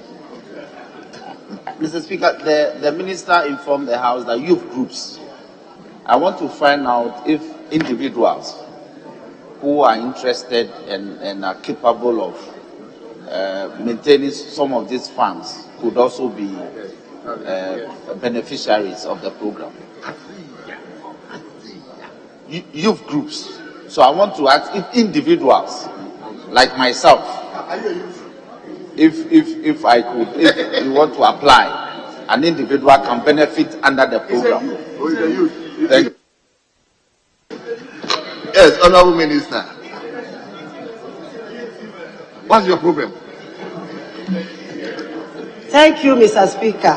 Yes, we said institutions and youth groups or any other groups, but individuals are also encouraged to do it, because the thinking is that when individuals also do, you have also a way of employing other people. So individuals are encouraged to take up. Thank you. Oh, I thought your friend has asked you. Yes, Mr. Speaker, I just want to commend the Honorable Minister. For we had premixed issues recently, but her intervention has encouraged the regular supply of premix to my area. So I want to thank her. We are grateful. See, he's a practical minister, eh? And the annual motors, we are so grateful. But we need more for my people in Germany and Agorake and Chanakwe. Honorable Leader. Mr. Speaker, we have to complement each other. And I am happy that my good friend has said right here in this house that this government is not discriminatory. That the Agbo motors came and it was not shared in MPP strongholds, but he got such a quantity and he himself did not hide them, but he showed them openly. And today, I'm happy, Mr. Speaker, that he is commending the minister for ensuring that his people, the people of the Volta region, the people of his constituency, the fishermen in Volta region benefited from the Agbo motors that the government imported. This testimony must reflect in the records and reflect so properly. And I thank him for doing that. Honorable Minister, you have done well, proving that this government is a government for all. Thank you so much. Yes, Honorable Leader. I'm dealing with you. Mr. Speaker, as he compliments the minister, we thank the minister for doing that. But at the same time, Honorable Shariaite did same for him in his constituency, and he sent plenty of Agbo to his constituency to convince the people to vote for him. So Mahama did well, Nanatu has done well. So same thing. No problem. That is good governance. Mr. Speaker, Mr. Speaker, I need to respond to her. Oh no, Mr. Speaker, Mr. Speaker, that is true. Mr. Speaker, I'm confirming Mr. Speaker, I'm confirming what she said, that is true. And I said it right here in this parliament, that Honorable Sherry Aite, in distributing the Agbo motors, brought some to Ifutu. I got it. And yes, gave it to me. I said it for the record. Mr. Speaker, that was done. And there's no doubt. And I'm also saying that Akufo-Addo government has not abandoned the people of Volta region. The fishermen are benefited. So there's no problem. No problem. Honorable Bodu. Mr. Speaker, Honorable, are you a leader? The deputy majority leader. No. Honorable, I was giving the opportunity to only leaders. You are not a leader. No. Honorable Bodo, senior, respectfully, let's move on. I will do what? Let's move on. Take your seat, let's move on. So we move to question number 968. 968. And the question stands in the name of a member for Pru East. Pru East. Honorable Dr. Kwabena. Yes, my brother. Thank you, Right Honorable Speaker. Right Honorable Speaker, I have the permission of my senior colleague, Honorable Dr. Kwabena, to ask this particular question on his behalf. Your leave granted. Thank you very much. Mr. Speaker, I rise to ask the Minister for Fisheries and Aquaculture Development what policy initiatives are in place to develop and modernize fish. The co-management policy for the fishery sector would also be implemented across inland fishing communities around the Volta Lake as part of measures to enhance fisheries management among resource users. The Fisheries Scientific Survey Division is leading activities for inland fisheries data collection for policy decisions. The Ministry will soon establish a monitoring, control and surveillance center at the Kwando Toko to enforce compliance with fisheries regulations. Thank you. Thank you very much. We now take the last question from Karachi East again. Honorable Wisdom, Idisu. Yes, Honorable, let's hear you. Thank you, Mr. Speaker. Mr. Speaker, I rise to ask the Minister for Fisheries and Aquaculture Development what step the Ministry is taking to supply fishing nets and outbound motors to fisher folks in Karachi constituency at subsidized prices. Thank you. Yes, Honorable Minister.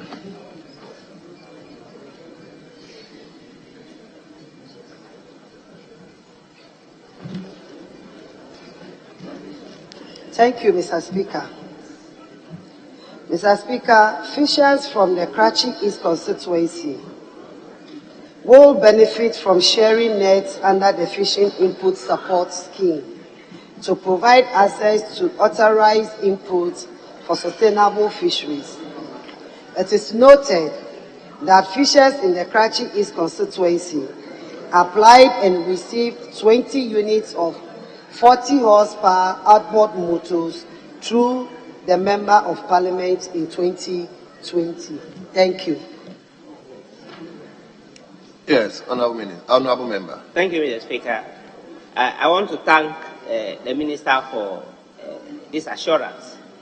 But also like to find out from her when specifically should the people of Karachi if we are expecting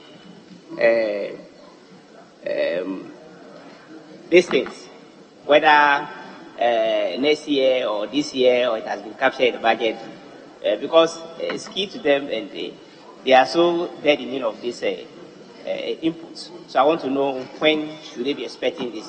Thank you, Mr. Speaker. Yes, Minister.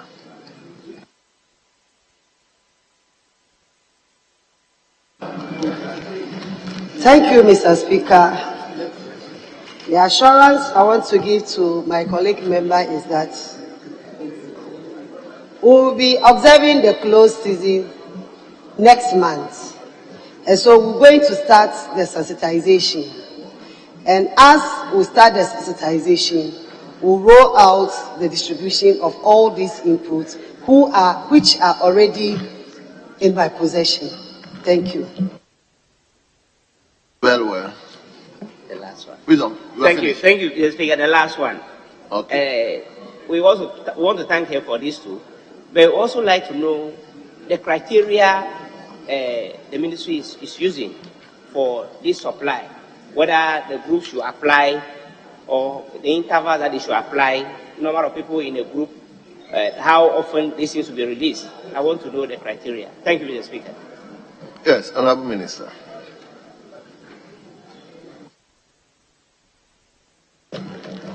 Thank you, Mr. Speaker. Mr. Speaker, every fishing community or landing beach has a chief fisherman. And so we are working closely with the chief fishermen to get us the list of members of the community. And it is based on that we are going to do the distribution, since we don't know them directly. Thank you. Very well. Honorable Minister, on behalf of the House, I'd like to thank you. You have attended upon the House to answer 5 separate questions from members. We wish you well in your ministry. You are hereby discharged.